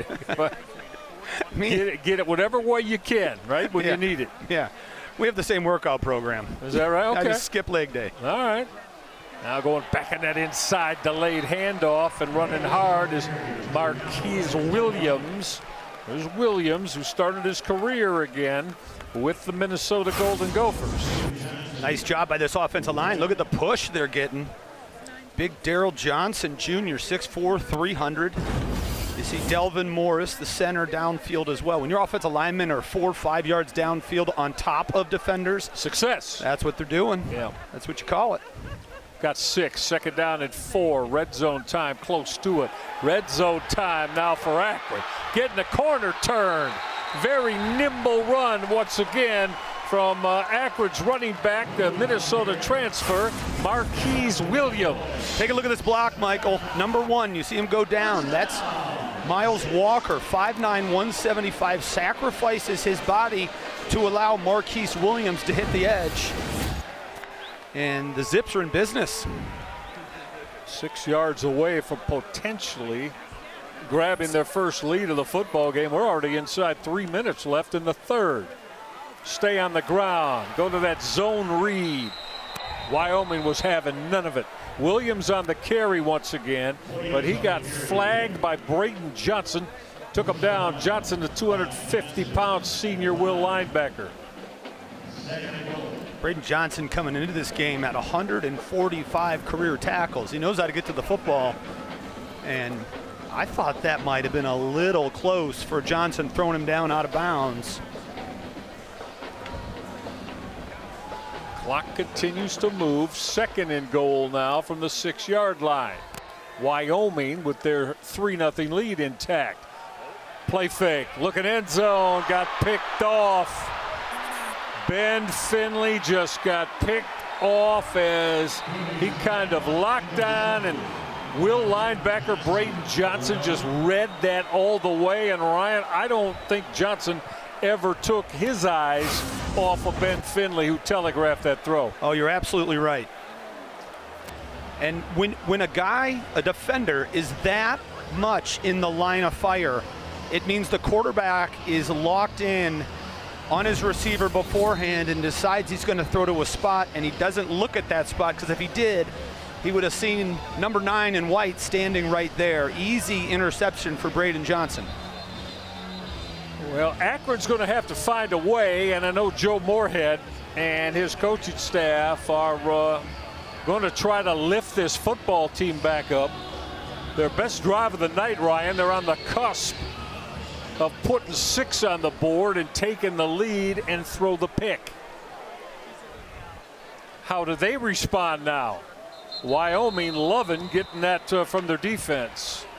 Should be a false start on Wyoming offensively. False start. Offense. Number 65. 5-yard penalty. Remains first down. Yeah, they got the left tackle, Nathan Geiger, and perhaps that's because number 1 right there in your picture, Julian LaVentura, is rushing against him, and he has created havoc and gotten into the Wyoming offensive backfield several times tonight. You've called his name numerous times, and that can make an offensive lineman a little jumpy when you have an assignment like that across from you. 1st and 15 now. 4 wide receivers for Caden Anderson. Anderson's going to lift that throw and threw it out of bounds. He lofted the throw. And quite frankly, lofted the throw into double coverage, and got enough on his throw to throw it over the head of his intended receiver and out of bounds. The reason that ball was released early is the man I just mentioned, Julian LaVentura, working on Geiger. Take a look at the right side of your screen, and there he is, getting past him, getting a hand in Caden Anderson's face. 2nd and 15. That line to make is out at the 27. Back to the ground game. Strong burst off that right side from Sam Scott. We've called Scott's name quite a bit tonight, this running back. Much improved from 2024, says head coach Jay Sauville, excuse me. Going quick again. And it's going to work for Caden Anderson. Doesn't carry the football himself much, but liked what he saw there. Moved the chains, first down, Wyoming. The Cowboys are really enjoying running behind the right side of their line. Caden Barnett is the right guard, Rex Johnson the right tackle. And they are moving people and creating space. They put their big tight end, John Michael Gillenborg, over there as well. Well, this is going to cost Wyoming 5. False start. But Ryan, you can really tell this is, opening night. I guarantee you in a couple of weeks, 3-4 weeks, 90% of these false starts won't happen any longer. Yeah, it's one thing to play against your own guys for, a month of football. But when you got somebody across from you, you're not used to their moves or their athleticism coming off the ball, that, again, makes linemen a little bit jumpy. Yep. 1st and 15 now for Wyoming QB Caden Anderson. Off play action. A lot of time. Came middle. That is hauled in. Making the grab. First down with a lot of yards after the catch. That's Jackson Holman, 210-pound sophomore. Started his career as an Arizona Wildcat. Excellent pass protection up front. Akron actually blitzed on that play, but the Cowboys were able to not only pick it up. Result of the play is a first down. Sideline warning. Wyoming. There's no yardage associated with the foul. But they kept a clean pocket and a clean jersey for Caden Anderson, and he does a nice job of remaining calm, stepping into the throw, and hitting Jackson Holman. Going to start that clock now. Moving with 45 seconds left, third quarter.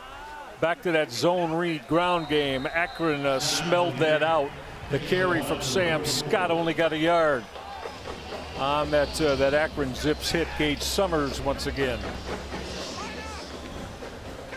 Going quickly now. Anderson will throw that out. That is hauled in. And making that grab. Ball came out, but was after the whistle blew. Jackson Holman, his second catch for Wyoming on this drive. And with the clock moving, that's probably going to be with 10 seconds left. We'll see. Might not get another snap here in this third quarter. Caden Anderson says, oh, yes, we will, Reg-I, with 3 seconds left. That will definitely end it now as that third down run from Sam Scott. 45 minutes of football in the books. We've got all of 3 points on the board. Wyoming with a 3-0 lead over Akron. Cowboys with a football, trying to add to their advantage. 15 minutes to go. Come on back with us on ESPN.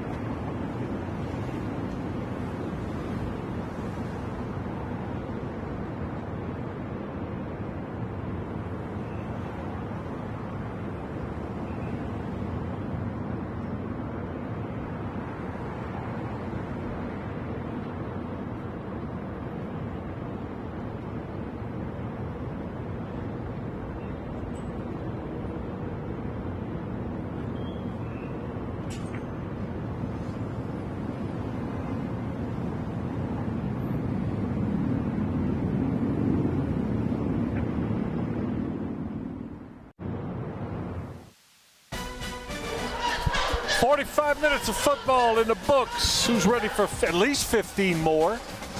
As the Wyoming Cowboys, the Mountain West have this lead. Take a look at others involving MAC teams. Bowling Green, Eddie George's squad with a 25-7 lead over Lafayette. Rutgers at home, and Piscataway held on. Beat Ohio 34-31. Minnesota and Buffalo. The Bulls down 7-3. And right here, Wyoming has a 3-0 lead over Akron. Wyoming from the Mountain West. Akron, of course, from the MAC. Going to throw that bubble screen and put it in the hands of Chris Durr. Durr has been the favorite target tonight, Ryan, of quarterback Caden Anderson. He'd be my favorite target, too. I mean, this kid can scoot. Look how fast he gets north and south after catching it.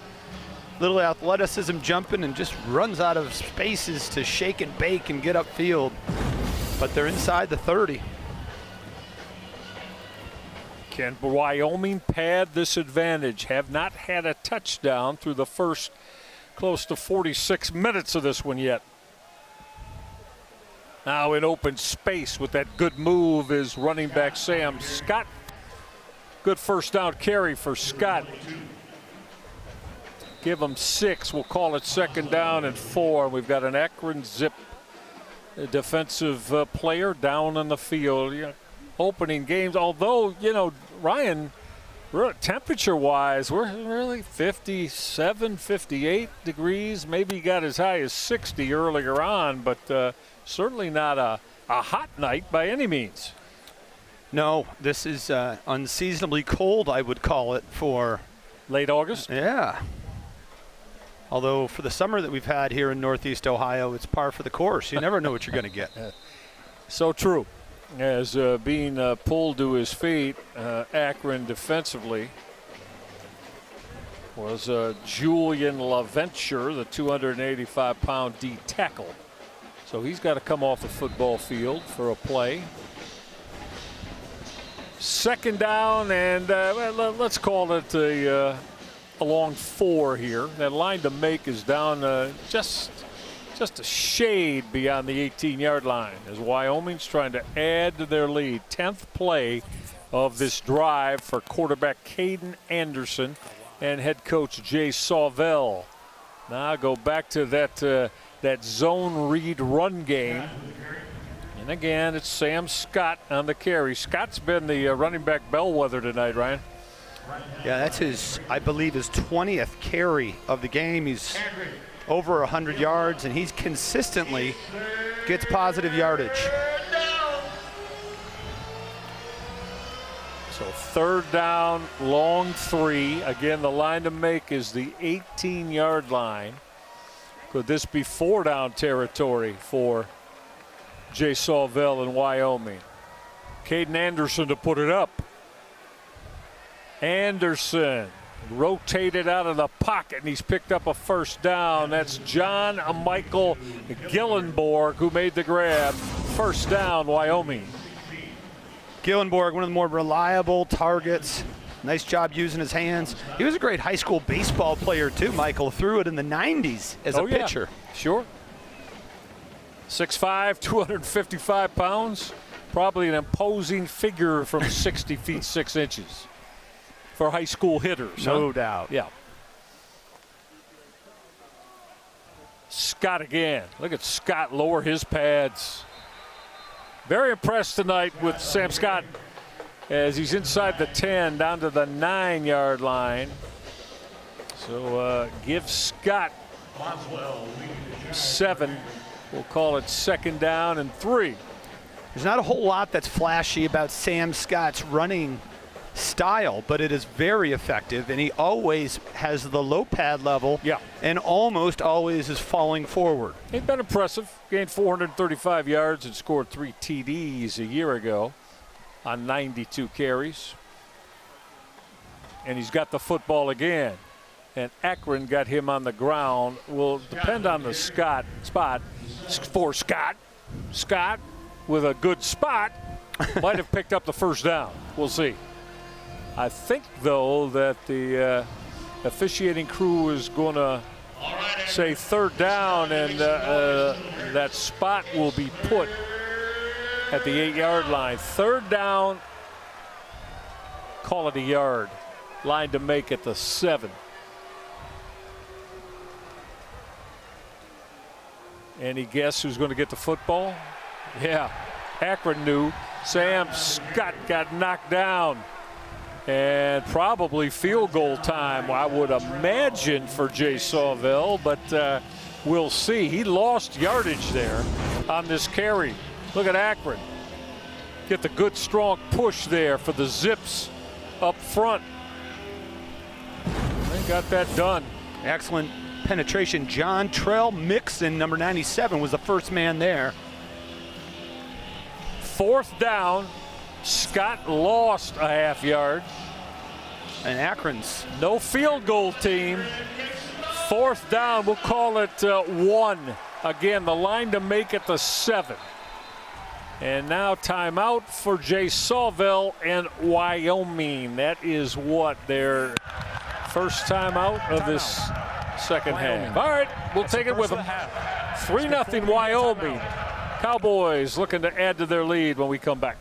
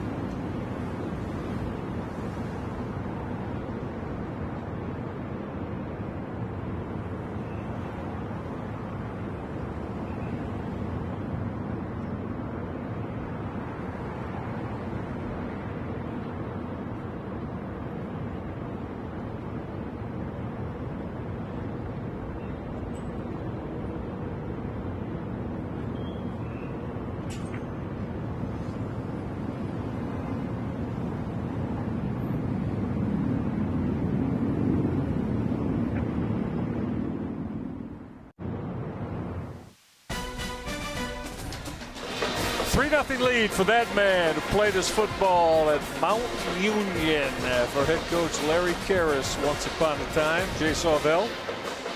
Ryan Cavanaugh, he's got his football team looking at a 4th and a long 1 between the 7 and 8 yard lines, and he's told Caden Anderson and his offense we're staying on the football field to try to move the sticks.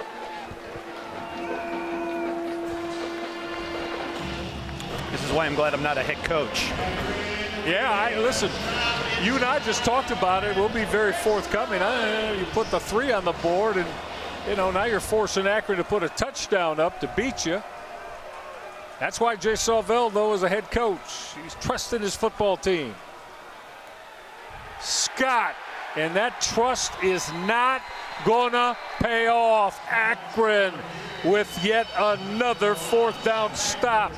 Wyoming just 1 of 3 now on 4th down snaps tonight. That Akron D got all over it again. All right, we'll tell you more about that Akron stop. Their defensive unit coming off the field to a big round of applause here at Infocision Stadium. Still 3-0 Wyoming.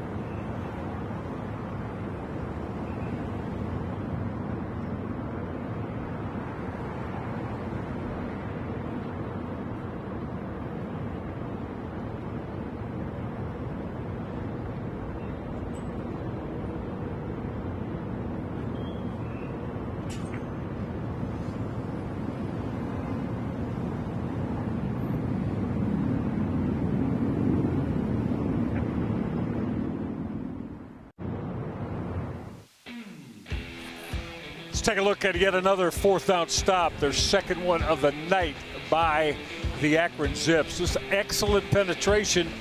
They beat blocks of that Wyoming front line, Brian Cavanaugh.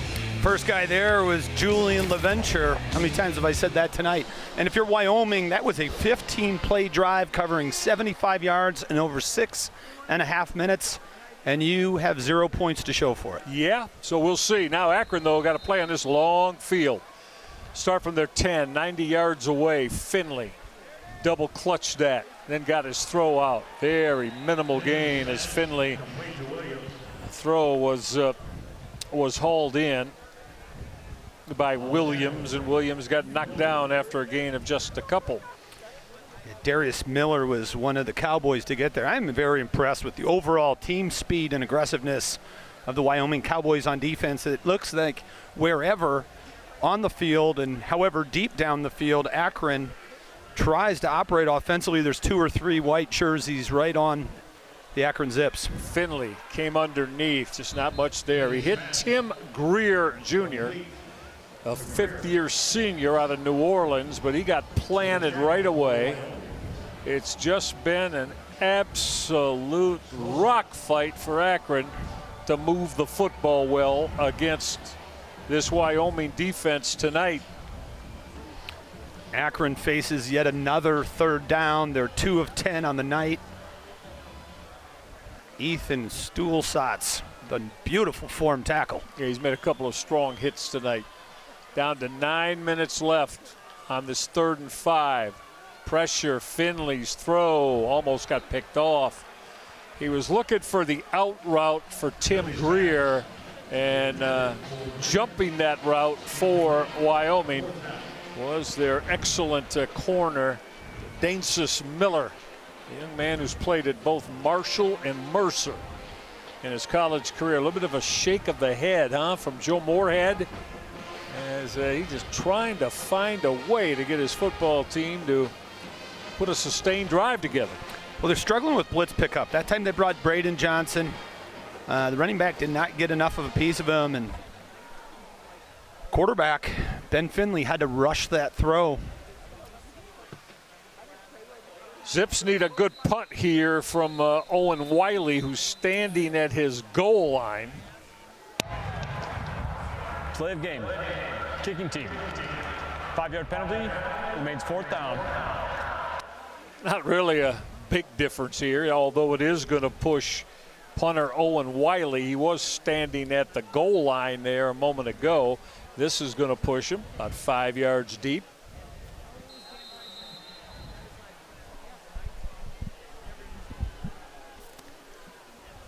Joseph Castle has jumped in and going to punt here, and he hit a good one. Backing up to the 45-yard line. Solid return for Wyoming. Now, do we got a flag on the back of that? Let's see. On the return. We'll have to take a look at that, as that Wyoming return might get brought back. Let's see. Turn the kick. Legal block in the back. Return team. Tender penalty will be added on to the end of the kick. Be 1st down. Media timeout. We're getting a timeout here with 8:45 left in it. Don't go away. Wyoming's got the football again. Their lead is but 3-0.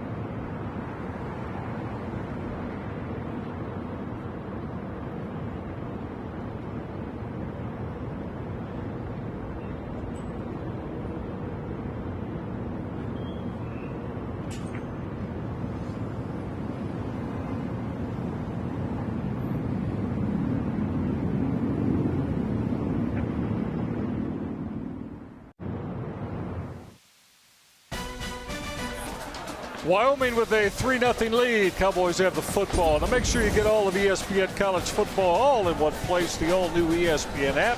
You can unlock the ESPN Unlimited plan or log in with your TV provider. Michael Regai, Ryan Kavanaugh, Adam Meyer, our producer, Mike Bacon, our director, all of our ESPN crew. Great to have you along tonight. I know you're clamoring for touchdowns. I know you are, regardless of whom you're rooting for. So are we. But right now, nary a 1, 3-0 Wyoming. Caden Anderson going to take a shot deep middle. That was broken up beautifully. How about the defensive play from the Akron Zips out of that secondary from Malcolm DeWalt, the fifth-year senior. Beautiful technique. Mike Lee stayed on his back hip, and the ball is just slightly underthrown, and you'll see him reach with his left hand and bat it down. But he's worried, and see how the receiver has to slow down a little bit. That was Bryson Brantley, and that allowed DeWalt to slap it away, and we've got a flag. It's going to be a false start. Going to cost Wyoming 5. Yep, false start on their O-line. Number 65. 5-yard penalty. Guilty party, Nathan Geiger, the big left tackle.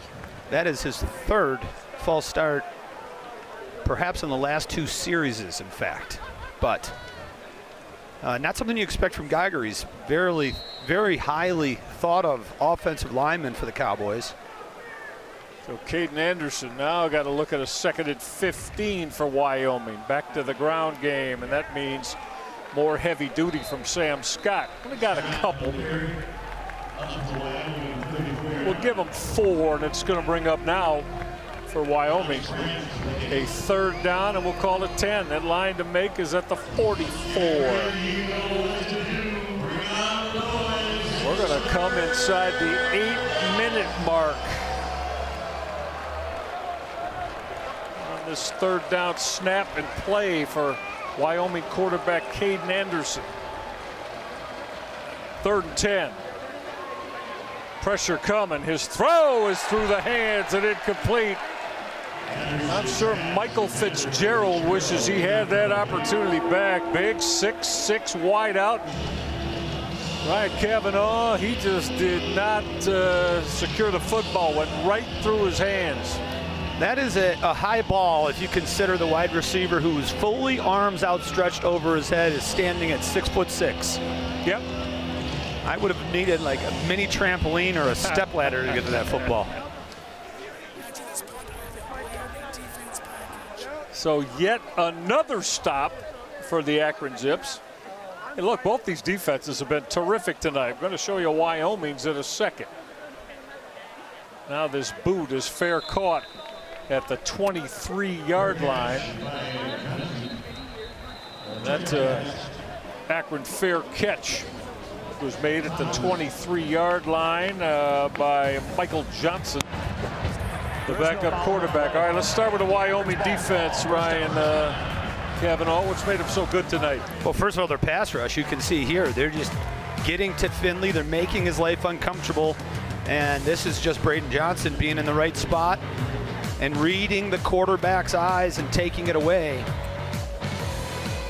But overall, I've been very impressed. At times, it looks like there's 12 or 13 defenders for Wyoming on the field, because whenever Akron appears to have a glimpse of daylight and offensive success, it's overshadowed by 3 Wyoming Cowboy defenders.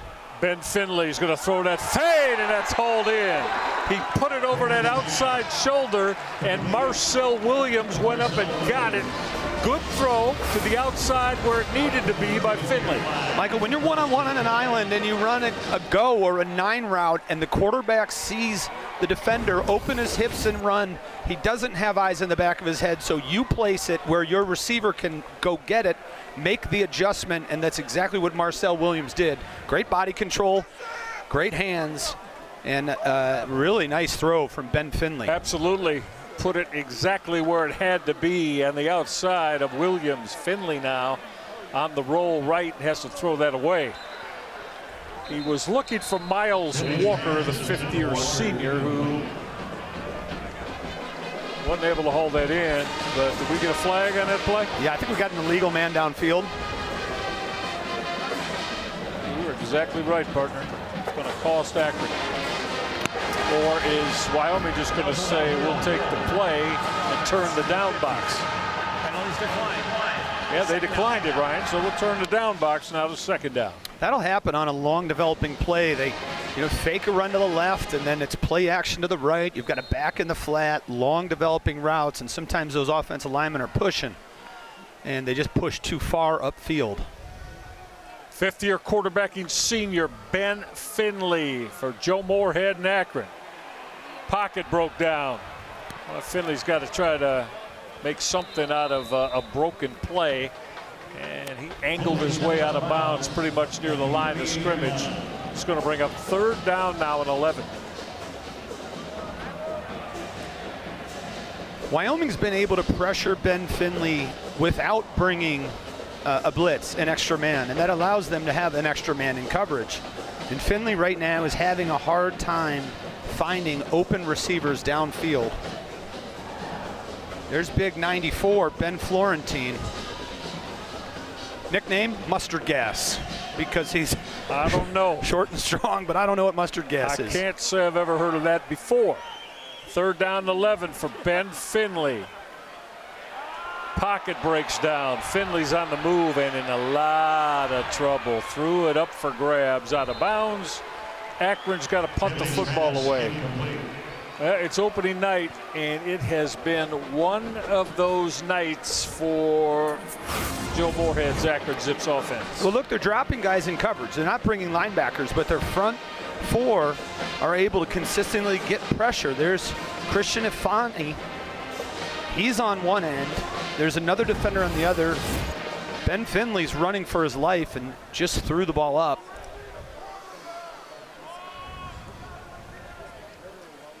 So Joseph Castle will boot this away for Akron.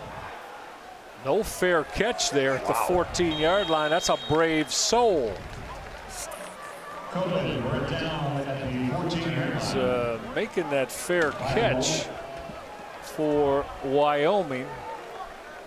Is that Cohen? I think it was. He's been there the last couple of times. Yeah, Charlie Cohen. He's a junior wide receiver. So, if you're an Akron Zips fan, you're going to ask your defense yet one more time to make something happen, get a stop, get the football back. There's your total yards. Not 200 yards yet combined in the air and on the ground for the Akron offense. That will not please Joe Moorhead. Play fake. Caden Anderson. He's going to take a shot deep. Got what he wanted. That throw is hauled in. Making that grab for Wyoming, Jackson Holman. And they got what they wanted there, Ryan, as they said, we're going to air this out. Play action. Holman came from the right and just ran straight down the field. And he beats his man in coverage. Well-placed ball. Alex Branch can't catch up to it, and Holman has just flipped the field.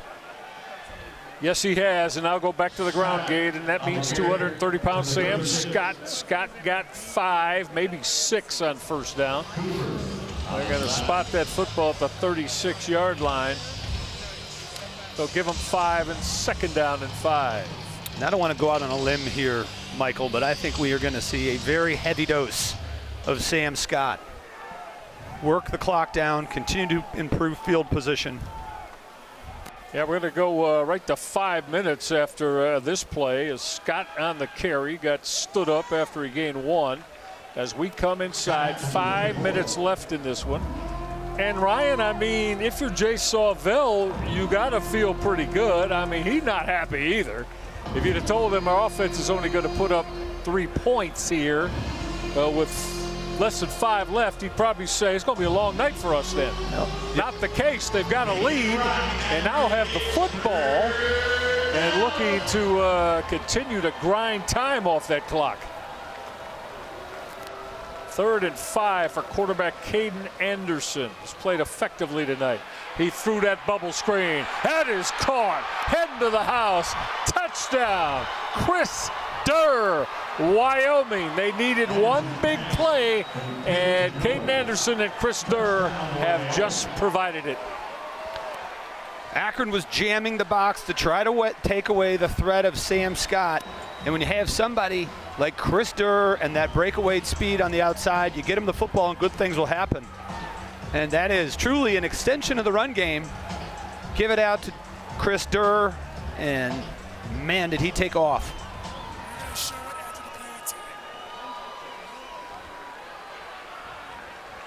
Eric Sandvik to add this PAT. He will do that to bump the lead to 10-0 with our first touchdown of the night. Ryan Cavanaugh, courtesy of Chris Durr, the Chicago, Illinois native.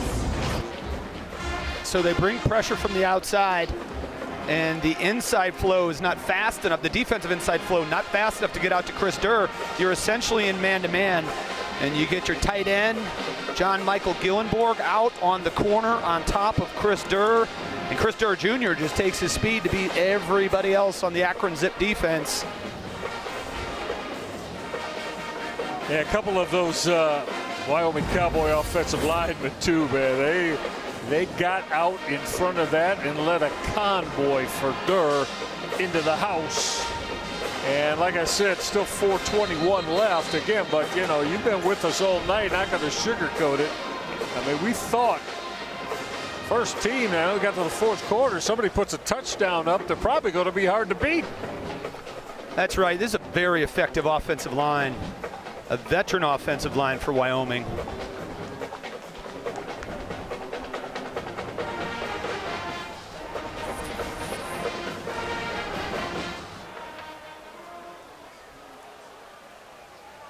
So Akron going to get their hands on the football here, and they're going to have to go quickly. They are down a couple of possessions now, facing a 10-point deficit, so they'll need a couple of times of putting points on the board if the Akron Zips are going to either win this football game or elongate it.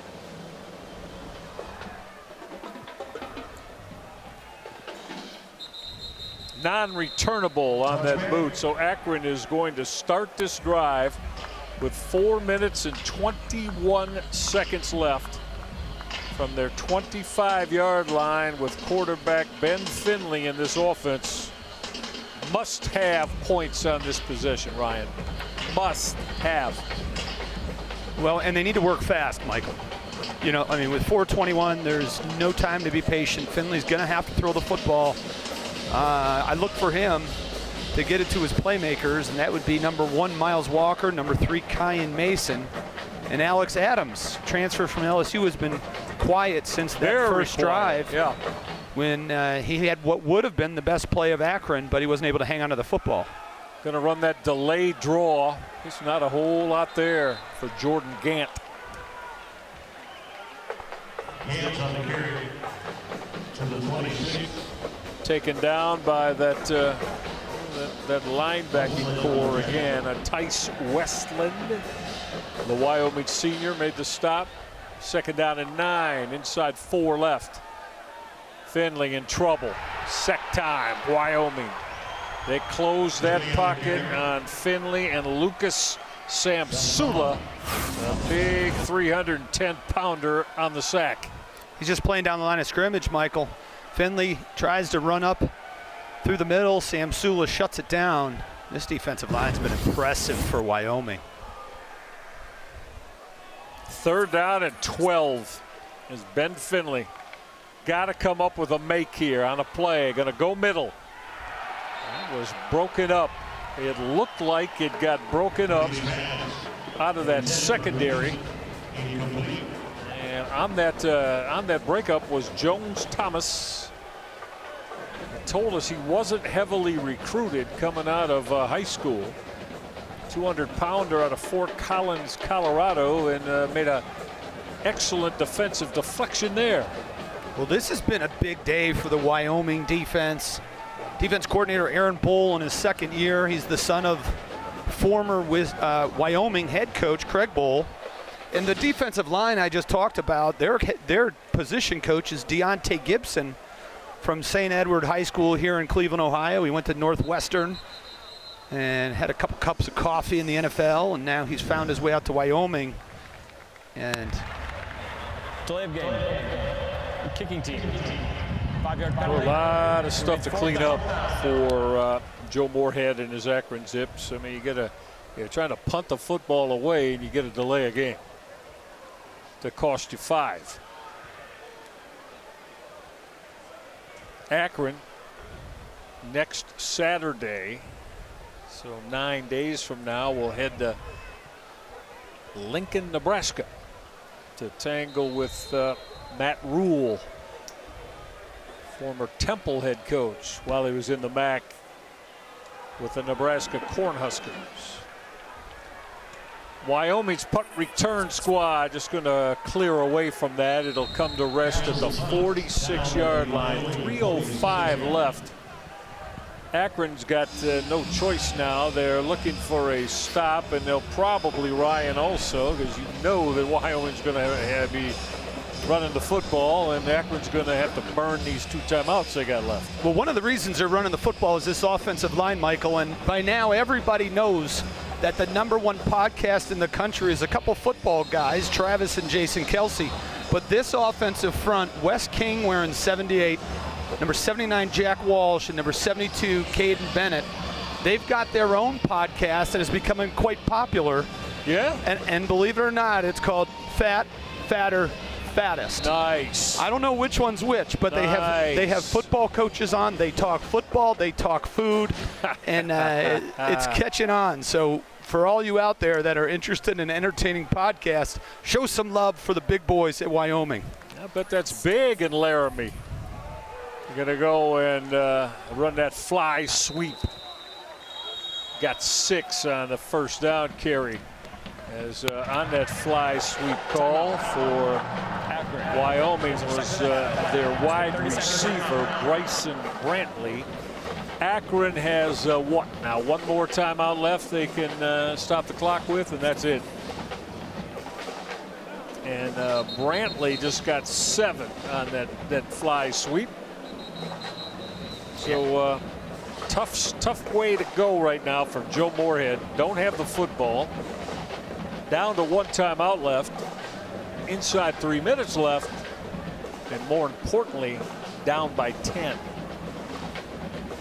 Well, when you went back to Coach Jay Sawvell and saying, if you told him he was only going to have three points with 4 minutes to play, he probably wouldn't be happy. But he also might say, man, we better hold to under 200 yards of total offense. And Coach Bowl and the rest of his defensive coaching staff and the players, they were able to do that, and it's been an outstanding defensive performance for the Cowboys. The second down call going to get stood up right around the line of scrimmage as Sam Scott took the hit. Timeout. And that's it. With 2:53 left, the Akron Zips have just burnt their 3rd and final timeout.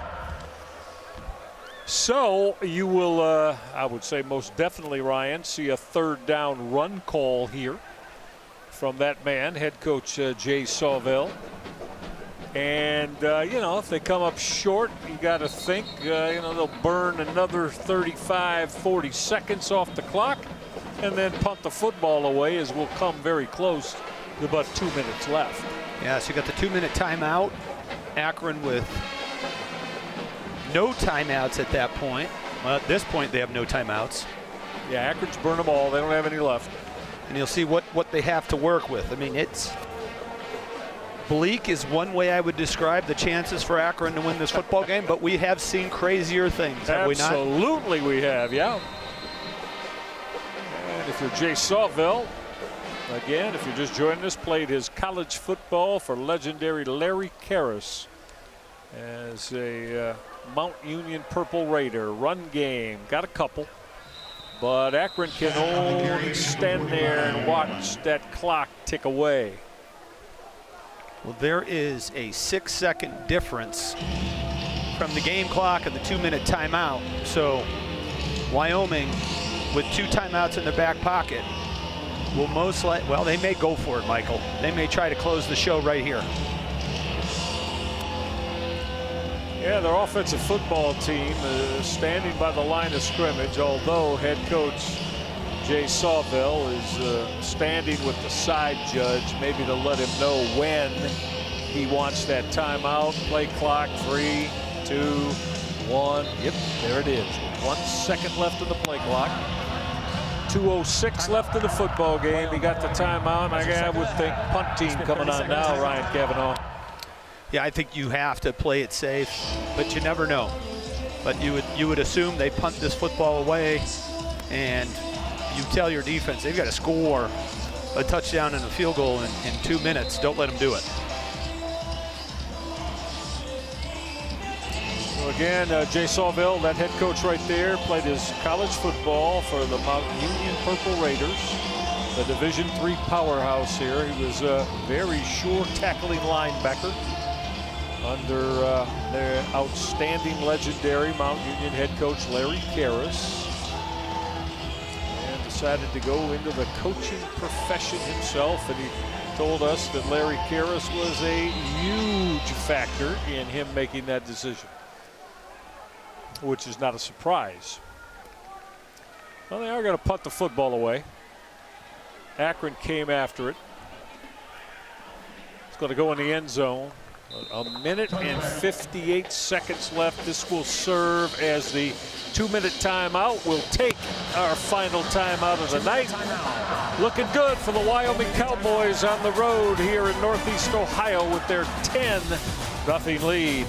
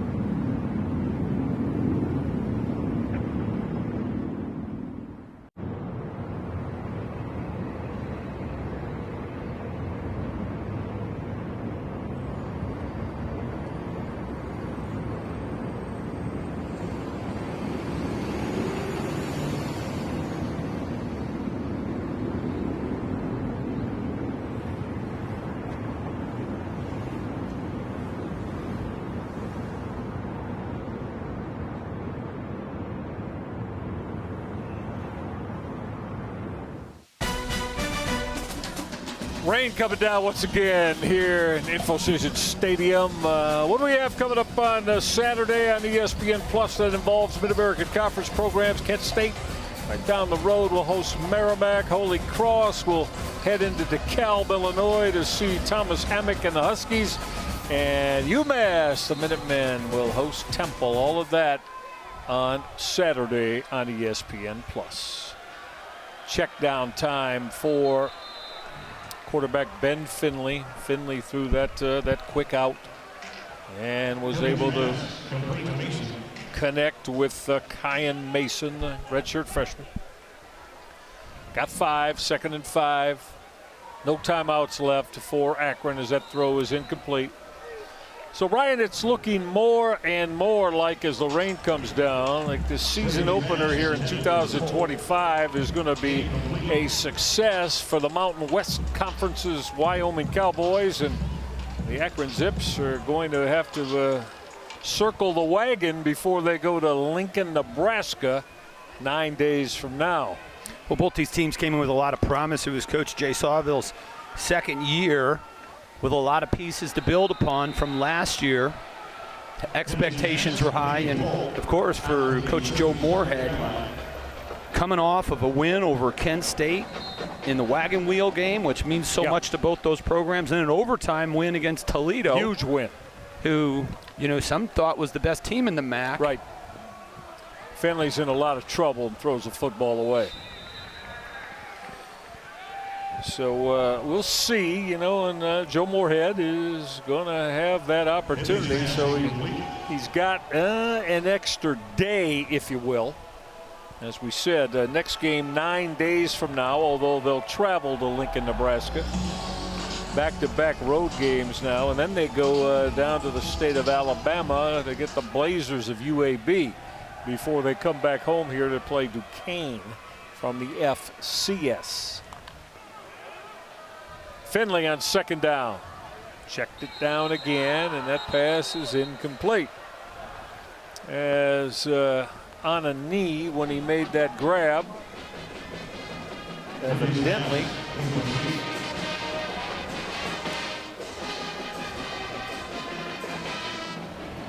Was intended for Jean-Louis III. So, just, Ryan, not the kind of night that Joe Moorhead and Akron was looking for. Well, there's always an element of uncertainty coming into week one. The first time you play another team, and certainly some things for Coach and his squad to work on. 3rd down and 10, they came underneath. Did Ben Finley. Hooked up with Miles Walker. 4th down now. Zips got to go in a hurry as we're down to 50 seconds left. And certainly one player doesn't make an offense, but losing Sean Patrick and the very obvious offensive production he brought in the first half did not help the Akron Zips in the second half. Finley made a tough throw under pressure, found Tim Greer Jr., who caught it for a 1st down. Clock stops to move the sticks. Now it starts as we're down to 30 seconds left right now. Finley, deep out. It was caught, or was it inbounds? They're saying no, it was incomplete. Greer had it originally on his hands and wasn't able to haul it in. Not a bad throw, though, from Ben Finley on that deep out to the outside the numbers on the far side.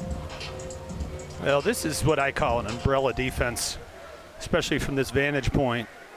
It's a 3-3 and 5 around, and they're not giving Finley any space downfield. So, considering that, it was a really nice pass.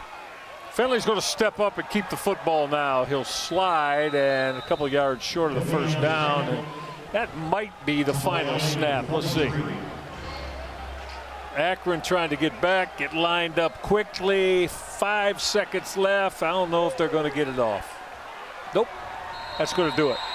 Time has expired. The Wyoming Cowboys have come into Infocision Stadium as the rain comes down harder here as this one ends. It's Wyoming, Ryan Cavanaugh, coming on the road and winning their season opener. A 10-0 verdict over the Akron Zips. And it was a great effort. Look, you see the stat, first shutout since September 19th, 2017. I thought the defense of Wyoming was very, very impressive. Their defensive front, their linebackers, and the way they flew to the football. This is a very well-coached football team. And they amounted for 435 yards of total offense. So I'm sure they wanted to finish some of those drives, and that's a coaching point and something for Wyoming to work on. But anytime you come out with a win in week one, you're going to take it. 260 yards, 1 touchdown, 1 interception for Caden Anderson. University of Northern Iowa and then Utah. Those are the next two for the Wyoming Cowboys as they have come away with this victory here tonight. It's a 10-0 decision over the Akron Zips. We thank everybody tonight who was so vital in assisting us. Our producer Adam Meyer, our director Mike Bacon, all of our terrific crew. That's going to do it for us. For my partner Ryan Cavanaugh, I'm Michael Regai. We say so long from Infocision Stadium in Akron, Ohio. The Wyoming Cowboys have registered a 10-0 season opening win over Akron. All games that air on the ESPN networks are streaming live and archived on the ESPN app. This has been a presentation of ESPN. Good night, everybody.